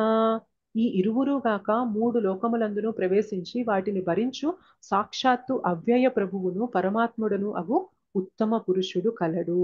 సో ఈ క్షరులు అక్షరులు కాకుండా ఇంకొకరు ఉంటారు, ఆయన ఎవరు అంటే సాక్షాత్తు అవ్యయ ప్రభువు మహాత్ముడు అగు ఉత్తమ పురుషుడు కలడు. ఆయన ఎవరో కాదు, భగవంతుడు కృష్ణ అన్నమాట. సో మనం ఏం చేసినా భగవంతుడు అవ్వలేమన్నమాట. సో మనం ఏంటి అంటే క్షరులము అక్షరులము అవ్వచ్చు, కానీ మనకి అతీతంగా కూడా ఒకరు ఉన్నారు. ఆయన ఎవరు అంటే ఆయన దేనికి కూడా చెందని వారు అనమాట, దేనికి కూడా బంధింపబడని వారు. సో ఆయన మహాత్ముడు, ఉత్తమ పురుషుడు. సో ఎవరు అంటే యస్మాక్షరమతీతోహం అక్షరాదపి చోత్తమః అతోస్మి లోకో వేదే చ అతోస్మి లోకే వేదే చ ప్రదితః పురుషోత్తమః. క్షర అక్షర పురుషులకు అతీతుడను ఉత్తమోత్తముడును అగుటచే నేను జగమునందును మరియు వేదములందును పురుషోత్తమునిగా ప్రసిద్ధి నొందితిని. సో నేను క్షరుణ్ణి కాదు అక్షరుణ్ణి కాదు, నేను వీళ్ళకి అతీతుణ్ణి, కాబట్టే నన్ను పురుషోత్తమునిగా ప్రసిద్ధి పొందాను. నేను వేదాల్లో కూడా నన్ను పురుషోత్తముడిగా నన్ను స్తుతించారు, కీర్తించారు అని భగవంతుడు చెప్తున్నారు. సో 2 రకాల జీవరాశులు చెప్పారు, క్షరులు అక్షరులు. క్షరులు అంటే పడిపోయేవారు మనం, అక్షరులు అంటే అలానే ఆధ్యాత్మిక ధామంలో భగవత్ సేవలో నిత్యంగా ఉండేవారు అనమాట. అయితే కొన్నిసార్లు ఏమవుతుంది తెలుసా, అక్షరులు కూడా ఇక్కడికి వస్తారు. ఎందుకు వస్తారు చెప్పగలరా? దైవ కార్యక్రమాలు నిర్వహించడానికి. ఎగ్జాక్ట్లీ, మనల్ని ఉద్ధరించడానికి, మనకి జ్ఞానాన్ని ఇవ్వడానికి వాళ్ళు ఆచార్యులుగా వస్తారనమాట. అందుకనే వారికి గత జన్మ ఉండదు, నెక్స్ట్ జన్మ ఉండదు. వాళ్ళు జస్ట్ ఈ లైఫ్ లో ఆన్ డ్యూటీగా ఇక్కడికి వచ్చి మనకి జ్ఞానాన్ని బోధించి మళ్ళీ భగవద్ధామానికి వెళ్ళిపోతారనమాట. సో వాళ్ళు ఏంటి అంటే భగవంతుని యొక్క సేవ పరంగా ఇక్కడికి వచ్చిన వాళ్ళు, వాళ్ళు పడిపోయి వచ్చిన వారు కాదనమాట. పడిపోయి ఉన్న మనల్ని పైకి లేపడానికి, అక్కడి నుండి కిందకొచ్చి మన చేయి పట్టుకొని పైకి లేపడానికి వచ్చారనమాట వాళ్ళు. సో ఒక్కసారి భగవద్ధామంకి వెళ్ళాక పడిపోవడం అనేది ఎలా జరుగుతుంది మాతాజీ క్షరులుగా? భగవద్ధామంకి వెళ్ళడం అనేది అల్టిమేట్ కదా, మళ్ళీ కిందకి ఎలా పడిపోతారు? యాక్చువల్గా మనందరం అక్కడే ఉన్నాం ప్రభుజీ ఒకప్పుడు, కానీ మనం భగవంతునికి పరంగా అనుభవించాలి అని కోరిక ఎక్స్ప్రెస్ చేసినప్పుడు ఇక్కడికి పడిపోయాం. అయితే ఇక్కడ పడిపోయాక తిరిగి ఎప్పుడైతే మళ్ళీ నిజం తెలుసుకొని అక్కడికి వెళ్తామో ఇంకా మళ్ళీ పడము అంటారు. అయితే మనం క్వశ్చన్ అడగచ్చు, ఆల్రెడీ పడ్డాం కదా, మరి మళ్ళీ పడరని చెప్పి ఏంటి గ్యారంటీ అని క్వశ్చన్ అడగచ్చు అనమాట. అప్పుడు భగవంతుడు చెప్తారనమాట, యాక్చువల్గా లాస్ట్ టైం కూడా ఇదే క్వశ్చన్ అడిగావు నువ్వు, అడిగినప్పుడు నేను చెప్పాను వెళ్ళొద్దు కిందకి, వెళ్తే ఇబ్బంది పడతావని. లేదు నేను వెళ్తాను అన్నావు, వెళ్ళాక నువ్వు పలానా ఇన్ని లక్షల కోట్లు తిరిగి ఇప్పుడు నువ్వు మళ్ళీ ఈ ధామానికి వచ్చావు అని చెప్పి మొత్తం మన హిస్టరీ అంతా చూపిస్తారనమాట. చూపించి ఇట్లా నువ్వు ఇన్ని శరీరాలు తీసుకొని ఫైనల్ గా భక్తి చేసి నా ధామానికి వచ్చావు, మళ్ళీ వెళ్తావా చెప్పు అని చెప్పి భగవంతుడు చెప్తారనమాట. అప్పుడు మనం చెప్తాం అనమాట, నాకు వద్దు నేను ఇక్కడే ఉంటాను. సో మనకి ఫ్రీ విల్ అనేది ఎక్కడైనా ఉంటుంది ప్రభుజీ. ఇక్కడ కూడా మనకి స్వేచ్ఛాశక్తి ఉంటుంది, అక్కడ కూడా స్వేచ్ఛాశక్తి ఉంటుంది. అక్కడ స్వేచ్ఛాశక్తిని మనం కరెక్ట్ గా వాడుకోక నేను ఎంజాయ్ చేయాలి, నీకు అతీతంగా నేను ఎంజాయ్ చేయాలి అని కోరుకున్నాం కాబట్టి ఇక్కడికి వచ్చి పట్టాం. అండ్ ఇక్కడ కూడా మనకి ఫ్రీ విల్ ఏంటి అంటే ఎంజాయ్ చేయాలని ఉంటున్నాం. కానీ తెలుసుకున్నాం అనుకోండి, జ్ఞానం తీసుకొని మనం ఎంజాయ్ చేయడంలో రియల్ ఎంజాయ్మెంట్ లేదు, భగవత్ సేవలోనే రియల్ ఎంజాయ్మెంట్ అని ఉందని తెలుసుకున్నప్పుడు ఆ జ్ఞాన మార్గంలో ముందుకెళ్ళినప్పుడు భగవత్ సేవలో ఉండాలి అనుకున్న వారు ఇక్కడ ఉండలేరు కాబట్టి భగవంతుడు ఆ ధామానికి తీసుకెళ్ళాక మళ్ళీ ఒకవేళ కోరిక కలిగింది అనుకోండి ఇక్కడికి వెళ్ళిపోవాలి, నేను నీకు వ్యతిరేకంగా ఎంజాయ్ చేయాలి అంటే భగవంతుడు చెప్తారనమాట, లాస్ట్ టైం కూడా you express your same desire but you have fallen like this and you have taken these many life times to come back to me, do you want to take a chance again అని చెప్పి మనకు భగవంతుడు అడుగుతారనమాట. అప్పుడు చెప్తాం వద్దు, నాకు already నేను అనుభవించాను కాబట్టి బుద్ధి తక్కువై మళ్ళీ అడిగాను, నాకు అది వద్దు అని చెప్పి చెప్తాం అనమాట. ఆ లోకానికి వెళ్ళాక ఇంకా మళ్ళీ మానవ జన్మ గురించి ఎలా ఆలోచన వస్తుంది, అదే నాకు అర్థం కావట్లేదు. మానవ జన్మ గురించి రాదు ఆలోచన, భగవంతునితో కాకుండా నేను విడిగా ఎంజాయ్ చేయాలంటాం అంతే. మానవ జన్మ చేరిపోయాక ఆలోచన మరి ఉండదు కదా, భగవద్ధామం చేరిపోయాక అది అల్టిమేట్ కదా, మళ్ళీ ఇటు రావాలన్నదే అర్థం కావట్లేదు మాతాజీ. ఇటు మనం రావాలి అనము, నువ్వే ఎందుకు ఎంజాయ్ అవ్వాలి, నేను ఎంజాయ్మెంట్ పొందాలి నీ సేవలో కాదు, నేను విడిగా పొందాలి అని కోరిక ఎక్స్ప్రెస్ చేశాం. అది అక్కడ జరగదు, ఆధ్యాత్మిక ధామంలో అది జరగదు. భగవత్ సేవలోనే మనం ఎంజాయ్మెంట్ పొందగలం. భగవంతుణ్ణి పక్కన పెట్టి మనకి సేవ చేసేది అనేది ఆధ్యాత్మిక ధామంలో ఉండదు. సో మనం ఆ కోరిక ఎక్స్ప్రెస్ చేసాం కాబట్టి నీ కోరిక తీరాలంటే నీకు ఈ ప్లేస్ ని క్రియేట్ చేస్తున్నా, ఈ ప్లేస్కి వెళ్ళు, నువ్వు నీ ఫ్యామిలీ అనో నీ కంట్రోల్ అనేది చూపించుకుంటూ నువ్వు ఎంజాయ్ చేయాలనుకుంటావేమో చూడు, కానీ ఏదో రోజు నువ్వు తెలుసుకుంటావు ఇందులో ఎంజాయ్మెంట్ లేదు, తిరిగి నా సేవలోనే నీకు ఎంజాయ్మెంట్ ఉందని నువ్వు ఏనాడైతే తెలుసుకుంటావో ఆనాడు నువ్వు మళ్ళీ తిరిగి నా ధామానికి రావచ్చు అని భగవంతుడు పంపిస్తారనమాట. So this is our process to know what is our real home. So అందుకనే మనం సెషన్ స్టార్టింగ్ లో ఏమన్నాం, హోమ్ ఆర్ హోటల్ అన్నాం అనమాట. బేసిక్ గా మనం ఒక హోటల్లో వచ్చున్నాం. సో ఇక్కడ ఎంత సుఖభోగాలు కనిపించినా కూడా this is just a hotel, ఇక్కడ మనం శాశ్వతంగా ఉండలేం. ఇక్కడ ఆ ప్రేమ అనేది మనకి ఏదైతే ఆనందం కావాలో అది ఇక్కడ పొందలేం అనమాట. ఆ ప్రేమ నిజమైన ప్రేమ, రియల్ హ్యాపీనెస్ కావాలి అంటే we have to go back, మన ఇంటికి మనం వెళ్ళిపోవాలి. అందుకనే ఈ జర్నీని ఏమంటారు అంటే go back home, back to God head అంటారంట. తిరిగి మీ ఇంటికి వెళ్ళిపోండి, వెనక్కి వెళ్ళిపోండి అంటారనమాట ఈ జర్నీని మనం.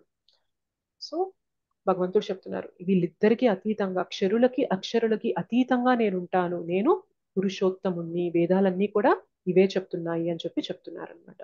సో అలా పురుషోత్తముడి గురించి డిస్కస్ చేసిన చాప్టర్ కాబట్టి దీనికి పురుషోత్తమ యోగ అని చెప్పి చెప్తున్నారు. నా భక్తుడు ఏం చేస్తారు అంటున్నారు, యో మామేవమసమ్మూఢో జానాతి పురుషోత్తమం స సర్వవిద్ భజతి మాం సర్వభావేన భారత. ఓ భారత, సంశయరహితముగా నన్ను పురుషోత్తముడని తెలియగలిగిన వాడే సర్వము నెరిగిన వాడు. అందుచే అతడు నా సంపూర్ణమగు భక్తియుక్త సేవలో నిమగ్నుడగును. ఎవరికైతే నేనే పురుషోత్తముడు అని తెలుస్తుందో ఖచ్చితంగా వాళ్ళు నా సేవలో సంపూర్ణంగా నిమగ్నులైపోతారు. ఇంకొక మార్గం తీసుకోరు వాళ్ళు. Because they have got to know the real knowledge. నిజమైన జ్ఞానం ఏంటో తెలుసుకున్నారు కాబట్టి భక్తి అనేది చేస్తారు అని భగవంతుడు చెప్తున్నారు. Okay, so this is about our 15th chapter. So ఒకసారి మళ్ళీ రివైజ్ చేద్దాం. హోమ్, దీని సంక్షిప్త నామమే హోమ్ అన్నమాట. సో హెచ్ అంటే హోమ్ ఆర్ హోటల్, ఇల్లా లేదా హోటలా. సో వాస్తవికత ఏంటి, ప్రతిబింబం ఏంటి? వాస్తవికత ఆధ్యాత్మిక ప్రపంచం, ప్రతిబింబం ఈ భౌతిక ప్రపంచం. అయితే ఈ ప్రతిబింబం నుండి ఎలా ముక్తి పొందాలి అనేది కూడా మనం చూసామన్నమాట. అండ్ అధ్యాయం ఓ అంటే on and on, over and over again, మళ్ళీ మళ్ళీ తిరిగి జన్మలు తీసుకుంటూ ఉన్నాం. ఇట్లా ఆధ్యాత్మిక ప్రపంచం గురించి చూసాము, భౌతిక ప్రపంచం గురించి చూసాము, ఎలా మనం పునర్జన్మ వలయంలో పడిపోతున్నాం అనేది చూసాం. ఆధ్యాత్మిక ప్రపంచంలో నతద్భాసయతే సూర్యో నా శశాంకో నా పావక, అక్కడ సూర్యుడు, చంద్రుడు, అగ్ని ఇవేమీ అవసరం లేదన్నారు. కానీ భౌతిక ప్రపంచంలో అవన్నీ కావాలి అని చెప్పారు. ఎలా మనం పునర్జన్మలు అనేవి తీసుకుంటూ జన్మ తర్వాత జన్మ తీసుకొని ఎటువంటి స్థితిలోకి మనం వెళ్ళిపోతున్నాము అనేది చూసాం. అండ్ ఇంకా బాడీ, మైండ్ అండ్ సోల్, శరీరము, మనస్సు, ఆత్మ యొక్క పోషకుడు అని కూడా చూసాం.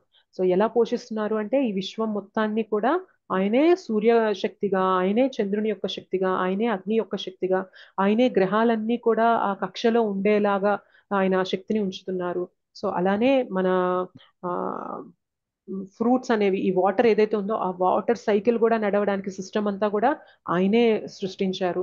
మన కడుపులో ఆ జఠరాగ్నిలాగా ఉండి మనం తిన్నది అరిగిస్తున్నాడు. సో ప్రతిదీ కూడా ఆయనే పోషిస్తూ ఉన్నారనమాట. అండ్ ఎసెన్స్ ఇన్ 3 వర్సెస్ చూసాం. పతనం చెందేవారు ఎవరు అంటే ఇట్లా మనం కిందకు వచ్చేసాం, భగవంతునికి బహిర్ముఖమై ఇట్లా రివర్స్ తిరిగిపోయి కిందకు వచ్చేసాం అనమాట. సో పతనం చెందని వారు ఎవరు అంటే వాళ్ళు సతతం ఎల్లప్పుడూ కూడా భగవత్ సేవలో ఉండేవారు.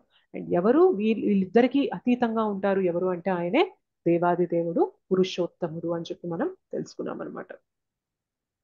సో ఈ చాప్టర్ చదివినప్పుడు మనకు అర్థమైంది మనం ఉండాల్సిన ప్లేస్ అనేది ఎంత గొప్పది, మనం ఉంటున్న ప్లేస్ ఎలాంటిది. కొన్ని మనం ఉంటున్న ప్లేస్ లో మనం భగవంతునికి బహిర్ముఖం అయిపోయి నాకు నువ్వు వద్దు అని వదిలేసి వచ్చినా కూడా భగవంతుడు మనల్ని ఎంతలాగా పోషిస్తున్నాడు. పరమాత్మలాగా మన హృదయంలో ఉన్నారు. మనకి మన శరీరంలో జరిగే ప్రతి వ్యవస్థని కూడా ఆయన నడిపిస్తున్నాడు. ఈ విశ్వంలో ఉన్న ప్రతిదీ కూడా ఆయన పైననే ఆధారపడి ఉంది. మన శరీరంలో ఉన్న పంచభూతాలన్నీ కూడా ఆయన నుండే వస్తున్నాయి. సో మన మనస్సు, బుద్ధి, అహంకారానికి కూడా ఇంగ్రీడియంట్స్ ఆయనే ఇస్తున్నారు. మనమేమో భగవంతుని అంశలము. ఇట్లా మనం బహిర్ముఖం అయిపోయి మనం బ్రతకడానికి ఆలోచించండి. శరీరం ఆయనే ఇచ్చారు, మనస్సు, బుద్ధి, అహంకారం ఆయనే ఇచ్చారు, ఈ శరీరంలో నడిచే ప్రతి వ్యవస్థ ఆయనే ఇచ్చారు. మనం ఏ ప్రపంచంలో అయితే ఉన్నామో ఆ ప్రపంచం నడవడానికి ప్రతిదీ కూడా భగవంతుడే ఇచ్చారు. ఈ ప్రపంచం దేని మీద ఆధారపడిందో, సూర్య, చంద్రులు, అగ్ని, అవి కూడా ఆయన శక్తినే అయ్యింది. ఈ ప్రపంచంలో ఏవైతే సిస్టమ్స్ ఉన్నాయో, గ్రావిటేషనల్ ఫోర్స్ కానీ, ఈ వాటర్ సైకిల్ కానీ, లేకపోతే ఈ మన కక్షలో మనకి ప్లానెట్స్ అనేవి ఆ ప్లేస్ లో ఉండడానికి కానీ, ఇవన్నీ కూడా ఆయనే నడిపిస్తున్నాడు. విశ్వం మొత్తం ఆయన శక్తితో నడుస్తుంది. So we are just dependent on Krishna. మన జీవనం, మన ఉనికి అనేది భగవంతుని శక్తి లేకుండా లేనే లేదనమాట. సో కృష్ణ శక్తి వినా నాహే తార ప్రవర్తన అంటారు. భగవంతుని శక్తి లేదు అంటే అసలు మనం లేనే లేవు. ఒక్కసారి ఈ విషయం అర్థమైతే మనం తెలుసుకోగలుగుతాం అనమాట. అరే ఇంత నడిపిస్తున్నారే, మరి నేను చేయాల్సింది ఏంటి? నేను ఈ చక్రంలో చిక్కుకుపోవడం కాదు, ఐ షుడ్ గెట్ అవుట్. నా గురించి ఎదురు చూస్తున్నారు, నా ఇల్లు అదే అని చెప్తున్నారు, ఇంటికి ఆహ్వానిస్తున్నారు. నేనేమో ఇట్లా ఒక స్లమ్ లో, ఒక మురికివాడలో ఉండి ఇక్కడిక్కడే అడ్జస్ట్ అవుదామని చెప్పి ఇరుక్కుపోతున్నానే. నాకు ఒక గొప్ప ప్యాలెస్, ఒక భవనం అనేది అక్కడ సిద్ధంగా ఉంచి భగవంతుడు పిలుస్తున్నాడు. You come back to me, we can enjoy here అని చెప్పి భగవంతుడు చేతులు చాచి పిలుస్తున్నారు. బట్ నేను మాత్రం దాన్ని పట్టించుకోవట్లేదు అంటే ఎంత మూర్ఖంగా ఇక్కడ ఉండిపోతున్నాము, ఎంత మాయా ప్రపంచంలో ఉంటున్నాం అనేది మనం అర్థం చేసుకోవాలన్నమాట. సో ఈ జ్ఞానం తీసుకున్నప్పుడే అర్థమవుతుంది మనకి, ఈ భక్తి చేసినప్పుడే అర్థమవుతుంది భగవంతుడు మన కోసం ఎన్ని చేస్తున్నాడు. నువ్వు వద్దు పో అని వదిలేసి వచ్చిన మనకే ఇన్ని చేస్తున్నాడంటే నాకు నువ్వే కావాలి భగవంతుడా అని అనుకున్నప్పుడు మనల్ని పట్టించుకోరా భగవంతుడు? చెప్పండి. పట్టించుకుంటారు మాతాజీ. ఎగ్జాక్ట్లీ, మనం గుర్తుపెట్టుకోవాలన్నమాట. Krishna is there to provide us everything. So అదే అంటారు కదా ఆయన, సో మీ యోగక్షేమాలు అనేది నేను చూసుకుంటాను, you just surrender to me, నా భక్తి చేయండి, ఇది కాదు మీ జీవితం, you come back to me, మీరు తిరిగి ఇక్కడ నుండి వచ్చేసేయండి, ఇక్కడ పోను ఇంకా దారుణాలు ఉండబోతున్నాయి. సో మనం చాలా కంప్లైంట్స్ చేస్తాం, సొసైటీలో అది బాగాలేదు, సొసైటీలో ఇది బాగాలేదు, ఈ ప్లేస్ లో చీటింగ్ జరుగుతుంది, ఈ ప్లేస్ లో ఉమెన్ కి సేఫ్టీ లేదు, ఈ ప్లేస్ లో గవర్నమెంట్ సరిగ్గా లేదు, ఇన్ని మాట్లాడతాం. భగవంతుడు చెప్తున్నాడు, అరే you are taking a few points but this place itself is like that, you are in a place where it is full of miseries తో కూడిన ప్రపంచంలో నువ్వెళ్ళి పడున్నావు. అక్కడ పడుండి ఇది మార్చాలి అది మార్చాలి అది మార్చాలి అనడం కాదు, నీ ప్లేస్ ని నువ్వు మార్చు అని భగవంతుడు చెప్తున్నారనమాట. అది ఎప్పుడైతే అర్థం చేసుకొని ఆ ప్రయాణం అనేది మొదలు పెడతామో అవర్ లైఫ్ ఇస్ సక్సెస్ఫుల్ అనమాట. మనం హ్యూమన్ లైఫ్ తీసుకున్నందుకు మనం దానికి భగవంతునికి ఇంకా ఇంకా ఎట్లా అంటే yes I have led my life successfully అని భగవంతుడికి మనం చూపించిన వాళ్ళం అవుతాం అనమాట. ఓకేనా, అర్థమవుతుందా క్లాస్? మాతాజీ ఓకే మాతాజీ. లక్ష్మీ నందిపాటి మాతాజీ చెప్పండి మాతాజీ. జై శ్రీ కృష్ణ మాతాజీ. టైం ఉందా మాతాజీ మీరు క్వశ్చన్స్ తీసుకోవటానికి? ఎస్ మాతాజీ, అంటే ఇందాక ఇంటర్నెట్ డిస్కనెక్ట్ అయింది కాబట్టి త్వరగా డిస్కనెక్ట్ చేస్తానన్నాను, బట్ ఇప్పుడు బాగానే ఉంది ఓకే, కాబట్టి వీ కెన్ టేక్ ఒక 2-3 క్వశ్చన్స్ తీసుకొని క్లోజ్ చేద్దాం. 10 కల్లా క్లోజ్ చేద్దాం. ఒకటే క్వశ్చన్ మాతాజీ. నేను చిన్నప్పటి నుంచి ఫిజికల్లీ డిజేబుల్డ్. సో నేను చిన్న వయసు నుంచి అంటే ఆడుకోవటం కానీ అవన్నీ అలాంటివి నా లైఫ్ లో నేనేమి చేయలేకపోయాను అనమాట. నాకు ఇంకా వాటి మీద కోరిక. నాకు డాన్స్ అంటే ఇష్టము, గేమ్స్ అంటే ఇష్టము. అలాంటప్పుడు నాకేమనిపిస్తుంది అంటే దేవుణ్ణి ఒక్కొక్కసారి నేనేం అడుగుతానంటే నాకు ఇంకొక మానవ జన్మ కావాలి, నాకు ఈసారి నాకు అంతా బాగుండి నేను చేయలేకపోయింది, ఈ జన్మలో చేయలేకపోయినాయి అంటే నాకు ద్వాదశ లింగాలు చూడాలని కోరిక, కానీ ఫిజికల్ డిసేబిలిటీ వల్ల వెళ్ళలేకపోతున్నా. ఇవన్నీ చేయాలి కానీ దేవుణ్ణి మాత్రం వదిలిపెట్టకూడదు, దేవుడి భక్తి ఇలానే ఉండాలి అనని అప్పుడప్పుడు మనసులో అలా కోరిక వస్తుంది. కానీ అంటే దేవుడు నిజంగా చెప్పాలంటే కొంచెం నాటీ. మనం ఏదడిగితే అదే ఇస్తాడు, కాకపోతే ఎక్కడో లూప్ హోల్స్ మనం మర్చిపోతాం అనమాట. సో అదొకటి కొంచెం నాకు భయం అనిపిస్తుంది. అంటే రాక్షసులు ఎన్నో లిస్ట్ చెప్తారు కానీ దేవుడు ఒక లూప్ హోల్ పట్టుకొని వాళ్ళని సంహరిస్తారు కదా, అలా అని భయం వేస్తుంది. సో నా కోరిక న్యాయబద్ధమైనదేనా, అలా అడగచ్చా? మీరు if you are already doing bhakti, definite గా మీ నెక్స్ట్ లైఫ్ అనేది బాగుంటుంది. సో అందులో మీరు అడగకపోయినా భగవంతుడు మంచి లైఫ్ ఇస్తారు. అండ్ ఒకవేళ మీకు అలా అనిపించింది అనుకోండి, సింపుల్ గా భగవంతునికి కోరిక చెప్పాక చెప్పేసేయండి అనమాట, నాకు ఇలా అనిపిస్తుంది భగవంతుడా, కానీ ఇది నాకు మంచి జరుగుతుందా చెడు జరుగుతుందా, అది నన్ను మంచి మార్గంలోకి తీసుకెళ్తుందా చెడు మార్గంలోకి తీసుకెళ్తుందా అనేది నాకు తెలియదు, నీకు మాత్రం తెలుసు, నువ్వు నాకు ఏదైతే మంచి అనుకుంటున్నావో అదే నాకు ఇవ్వు అని చెప్పి ఫైనల్ గా ఈ క్లాస్ పెట్టేయండి, భగవంతుడు చూసుకుంటారు ఇంకా. బట్ మనం ఇది పెట్టలేదు అనుకోండి, నాకు ఇదే కావాలి ఇదే కావాలి ఇదే కావాలి అని మారం చేసినట్లయితుంది అనమాట. అలా కాకుండా నాకు ఇది కావాలనిపిస్తుంది, నా మనసులో ఇలా కోరిక కలుగుతుంది, కానీ ఒకటి కృష్ణ, నేను నీకు ఫ్రీ హ్యాండ్ ఇస్తున్నా, నేను అడిగినంత మాత్రం ఇదే చేయాలని కాదు, ఒకవేళ నీకు కూడా అనిపించింది అనుకో ఇది నాకు ఇస్తే బాగుంటుంది, నేను మంచి మార్గంలో వెళ్ళి నేను తొందరగా స్పిరిచువల్ గా నేను ముందుకెళ్ళగలుగుతాను అని నీకు కూడా అనిపించిందా, నాకు అది. ఒకవేళ నీకు నేను అడుగున్న కోరిక వ్యతిరేకంగా అనిపించింది అంటే మాత్రం నువ్వు ఇవ్వద్దు. So you give the choice to Krishna. Okay Mataji, Hare Krishna Mataji, ధన్యవాదాలు ప్రణామ్. సో భక్తి చేసినప్పుడు చాలా బెటర్ లైఫ్ వస్తుంది మాతాజీ. నెక్స్ట్ అది మనం అడగక్కర్లేదు, భగవంతుడే ఇచ్చేస్తారనమాట. నీకు ఏం లేనప్పుడే అంటే ఫెసిలిటీస్ అనేవి లేకుండా ఆర్థికంగా కొంతమంది చాలా తక్కువ ఉంటారు, కొంతమంది ఫిజికల్ గా ఇబ్బందులు పడుతూ ఉంటారు, కొంతమంది రిలేషన్షిప్స్ లో ఇబ్బందులు పడుతూ ఉంటారు. ఇన్ని ప్రాబ్లమ్స్ మధ్యలోనే నువ్వు నా భక్తి చేసావంటే, నిన్ను ఆ ప్రాబ్లమ్స్ లేని ప్లేస్ లో నిన్ను పెట్టినట్లయితే నువ్వు ఇంకెంత బాగా భక్తి చేస్తావు. సో నేను నీకు అటువంటి స్థానంలో ఇస్తాను అంటారనమాట. So our future is always secure భక్తి చేస్తున్నప్పుడు, దాంట్లో మనం వరి అవ్వాల్సిన అవసరమే లేదు. బట్ ఎప్పుడైనా కోరిక కోరేటప్పుడు ఈ ఒక్క మాట చెప్పామనుకోండి, if you really feel that is good for me, అది మాత్రమే నాకు చేయ భగవంతుడా, లేదంటే నాకు నేను అడిగిందల్లా ఇవ్వాల్సింది ఏమొద్దు, నువ్వు నాకు మంచిదైతేనే ఇవ్వు అని కోరితే ఇంకా అసలు కంప్లీట్ గా మనము కంట్రోల్ అనేది భగవంతుడి చేతిలో పెట్టేసినట్లు అనమాట. ఎస్ ప్రభుజీ, ఎస్ మాతాజీ, Hare Krishna, thank you so much మాతాజీ. 1 2 3 4 5 6 ప్రభుజీ చెప్పండి ప్రభుజీ. సారీ అన్మ్యూట్ చేసుకోండి.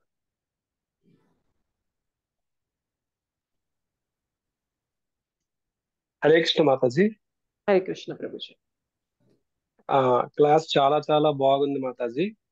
Thank you Prabhuji. అయితే నాదో చిన్న ప్రశ్న మాతాజీ. ఉమ్, మీరు చెప్పిన దాన్ని వింటుంటే అలాగే మరుజన్మ కోసం వింటూ ఉంటే చాలా భయం వేస్తుంది మాతాజీ. ఉమ్, నాదో సందేహం మాతాజీ. 60 సంవత్సరాలు దాటిన తర్వాత ఉమ్, సంపూర్ణంగా నియమ నిష్టలతో భక్తి చేస్తే ఉమ్, తోకరముగా గాని సునకముగా గాని క్రిమికీటకాలుగా గాని కాకుండా ఉమ్. భగవద్ధామానికి కనీసం కాకుండా మంచి మానవ జన్మైనా లభిస్తుందా మాతాజీ? Definitely Prabhuji, definitely. ఇంకా అసలు ఆలోచించక్కర్లా. మీరు ఒక్కసారి హరినామం జపించినా చాలు, next life is human life guaranteed. ఈ నోటితో హరినామాన్ని ఒక్కసారి జపించినా next life is human life.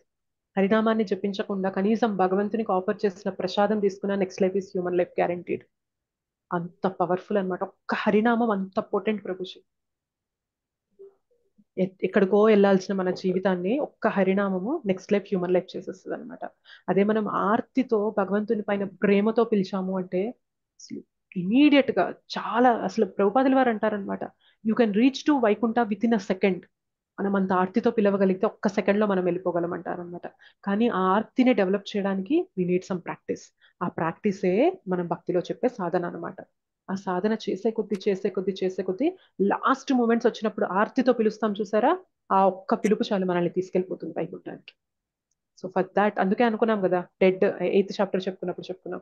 So life is a preparation, death is an examination. మనం ఏదైతే సాధన చేస్తామో ఆఖరి నిమిషాల్లో ఆ స్మరణ అనేది వచ్చింది అంటే ఇనఫ్, చాలు.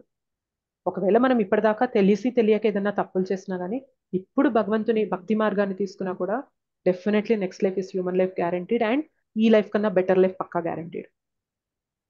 అదే సందేహం మాతాజీ. ఇంతవరకు ఈ అసలు 60 సంవత్సరాల ఆలోచించక్కర్లేదు వయసులో ప్రభుజీ. తెలియక అనేక తప్పులు చేశాము. ప్రతి ఇప్పుడు ఒక్కరం ఈ 60 ప్రభుజీ, సంవత్సరాల ఎవరైనా కానీ, ఉమ్, మీరే కాదు, ఇప్పుడు నేనైనా కానీ ఎంతో మంది భక్తులైనా కానీ భక్తి గురించి భగవంతుని గురించి తెలియక ముందు ఒకలాగుంటుంది, భగవంతుని గురించి తెలుసుకున్నాక భక్తుల సాంగత్యంలోకి వచ్చాక హరినామం జపించాక జీవితం మారుతుంది ప్రభుజీ. So we start getting purification జరుగుతూ ఉంటుంది అనమాట. అందుకనే భగవంతుడు కర్మని తీస్తూ ఉంటారనమాట. You are already getting purified. భక్తిలో నువ్వు ప్యూరిఫై అవుతున్నావు. నీకు కర్మని అనుభవించేలాగా చేసి నిన్ను ప్యూరిఫై చేయాల్సిన అవసరం లేదు. కర్మ మనం ఎందుకు అనుభవిస్తాం తెలుసా? సమ్ టైమ్స్ మనం పనిష్మెంట్ అనే అనుకుంటాం కానీ it is a process of purification. మనల్ని పవిత్రీకరణలు చేసే ప్రాసెస్ అన్నమాట కర్మను అనుభవించడం అనేది.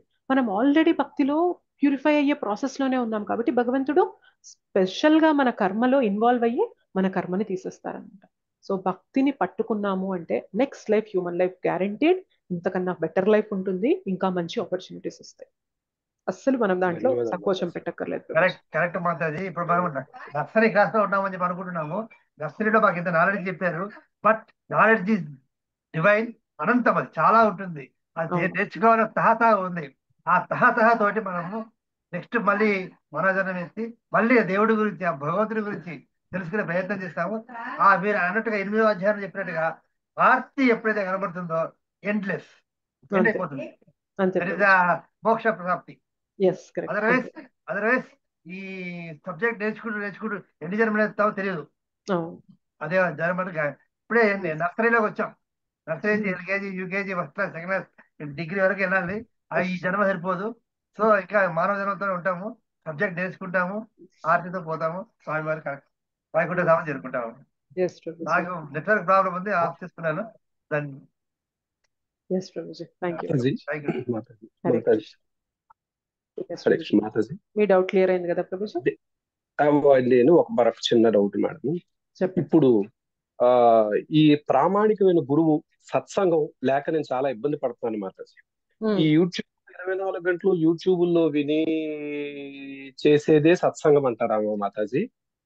గురువు ఎలా లభిస్తాడు మాతాజీ?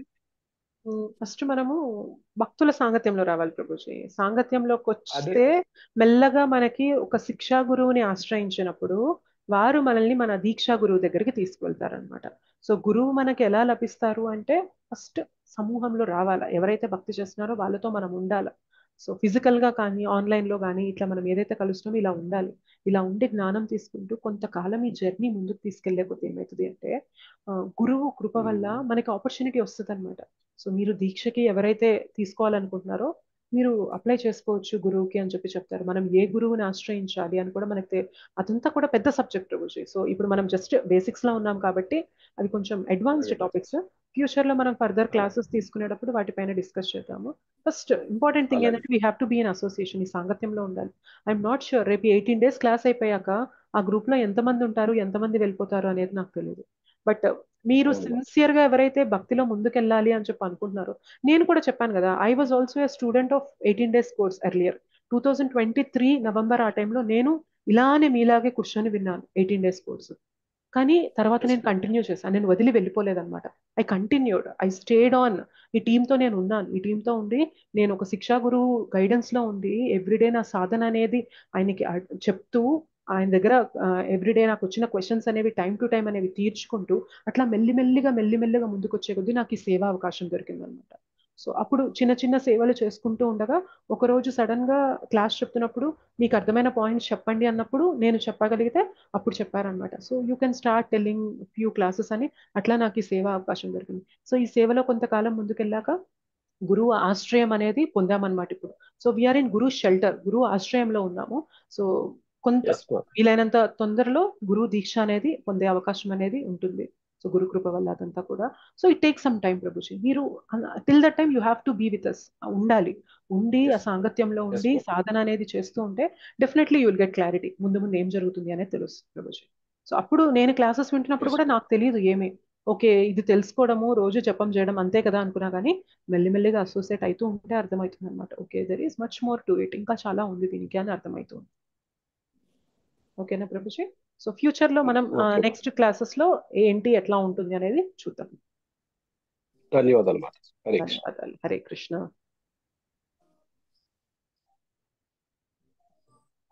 Okay. Fine. ఇంకేం క్వశ్చన్స్ లేవంటే వీ కెన్ క్లోజ్. మాతాజీ చెప్పండి వాసుదేవరావు. చెప్పండి ప్రభుజీ. కొంచెం అన్మ్యూట్ చేస్తారా? చేశారా? అన్మ్యూట్ చేశారా? ఎస్ మీ మాటలు మాతాజీ, వినిపిస్తుంది. అదే నిన్నటి క్లాస్ గురించే. ఇప్పుడు త్రిగుణాలకి అతీతంగా ఉండాలి అని అన్నారు కదా. సత్వగుణం అంటే నిన్న మీరు క్లారిఫై చేశారు కానీ సంభవం మరి నేను కన్విన్స్ కాలేకపోయాను. ఆ సత్వగుణం అనేది మంచి గుణమే కదా, మరి దాన్ని కూడా ఇంకా అతీతంగా ఉండాలి అంటే అది నాకు ఎందుకో సంభవం కొంచెం ఆ ఇన్ఫరెన్స్ అర్థం అనమాట. ఇప్పుడు రజోగుణము తమో గుణము అనేది బ్యాలెన్స్ చేసుకోవాలన్నారు కాబట్టి those two are okay. But వేరే సత్వగుణం ఈజ్ ఎ గుడ్ యాక్టివిటీ. మరి దానికి కూడా అతీతంగా ఉండడం అనేది మీరేదో అన్నారు. దాంతో పాటు భక్తి అనే పదం వాడారు కానీ సంభవం నాకు అది కొంచెం కన్విన్స్ అవ్వలేకపోతున్నారు. ఒక్కసారి క్లారిఫై చేస్తారా? షూర్ ప్రభుజీ. నేను బెటర్ లింక్స్ ఏమన్నా ఉంటే చూసి మీకు సత్వగుణం ఎలా మనల్ని బంధిస్తుంది, సత్వగుణం కన్నా పైకి ఎందుకు రమ్మంటున్నారు అనేది మీకు ఇంకేమైనా బెటర్ ఎగ్జాంపుల్స్ అనేవి కనుక నేను ఒకసారి వెతుకుతాను, రేపు వెతికి రేపటి క్లాస్ లో మీకు డీటెయిల్స్ ఇస్తాను ప్రభుజీ. ప్రభుజీ హరే కృష్ణ. లక్ష్మీ నందిపాటి మాతాజీ మళ్ళీ క్వశ్చన్ ఉందా మీకు? సారీ మాతాజీ, నాకు మళ్ళా రేపటి నుంచి కుదరదు, అందుకోసం ఇంకొక క్వశ్చన్. ఏంటంటే నిన్న మేము గుడికి వెళ్ళాం మాతాజీ. అక్కడ చాలా మంది వెంకటేశ్వర స్వామి నామాలు జపిస్తూ ఉన్నారు. ఒక ఇద్దరు మాత్రం ఒక సేవ చేస్తున్నారు, గుడిని శుభ్రం చేస్తున్నారు. వీళ్ళిద్దరిలో ఎవరిది గొప్ప అంటారు? అంటే దేవుడికి ఎవరు దగ్గరగా ఉన్నారంటారు? అలా మనం స్పెసిఫిక్ గా చెప్పలేం మాతాజీ. ఒకవేళ నామజపం చేస్తున్న వ్యక్తి మనసులో నేనే నామజపం చేస్తున్నాను, నాకన్నా గొప్పవారు లేరు అని భావన వచ్చి ఎవరైతే గుడి శుభ్రం చేస్తున్నారో, ఇది భగవంతుని గుడి, ఇక్కడ ఎంతో మంది భక్తులు వస్తారు, ఇది శుభ్రం చేస్తే భగవంతుడు ప్రీతి చెందుతారు, భక్తులు ప్రీతి చెందుతారు, ఎవరికి అసౌకర్యం ఉండదు అని చెప్పి ఈయన హంబుల్ గా ఈయన సేవ చేస్తున్నారు అనుకోండి, నామజపం చేసే వ్యక్తి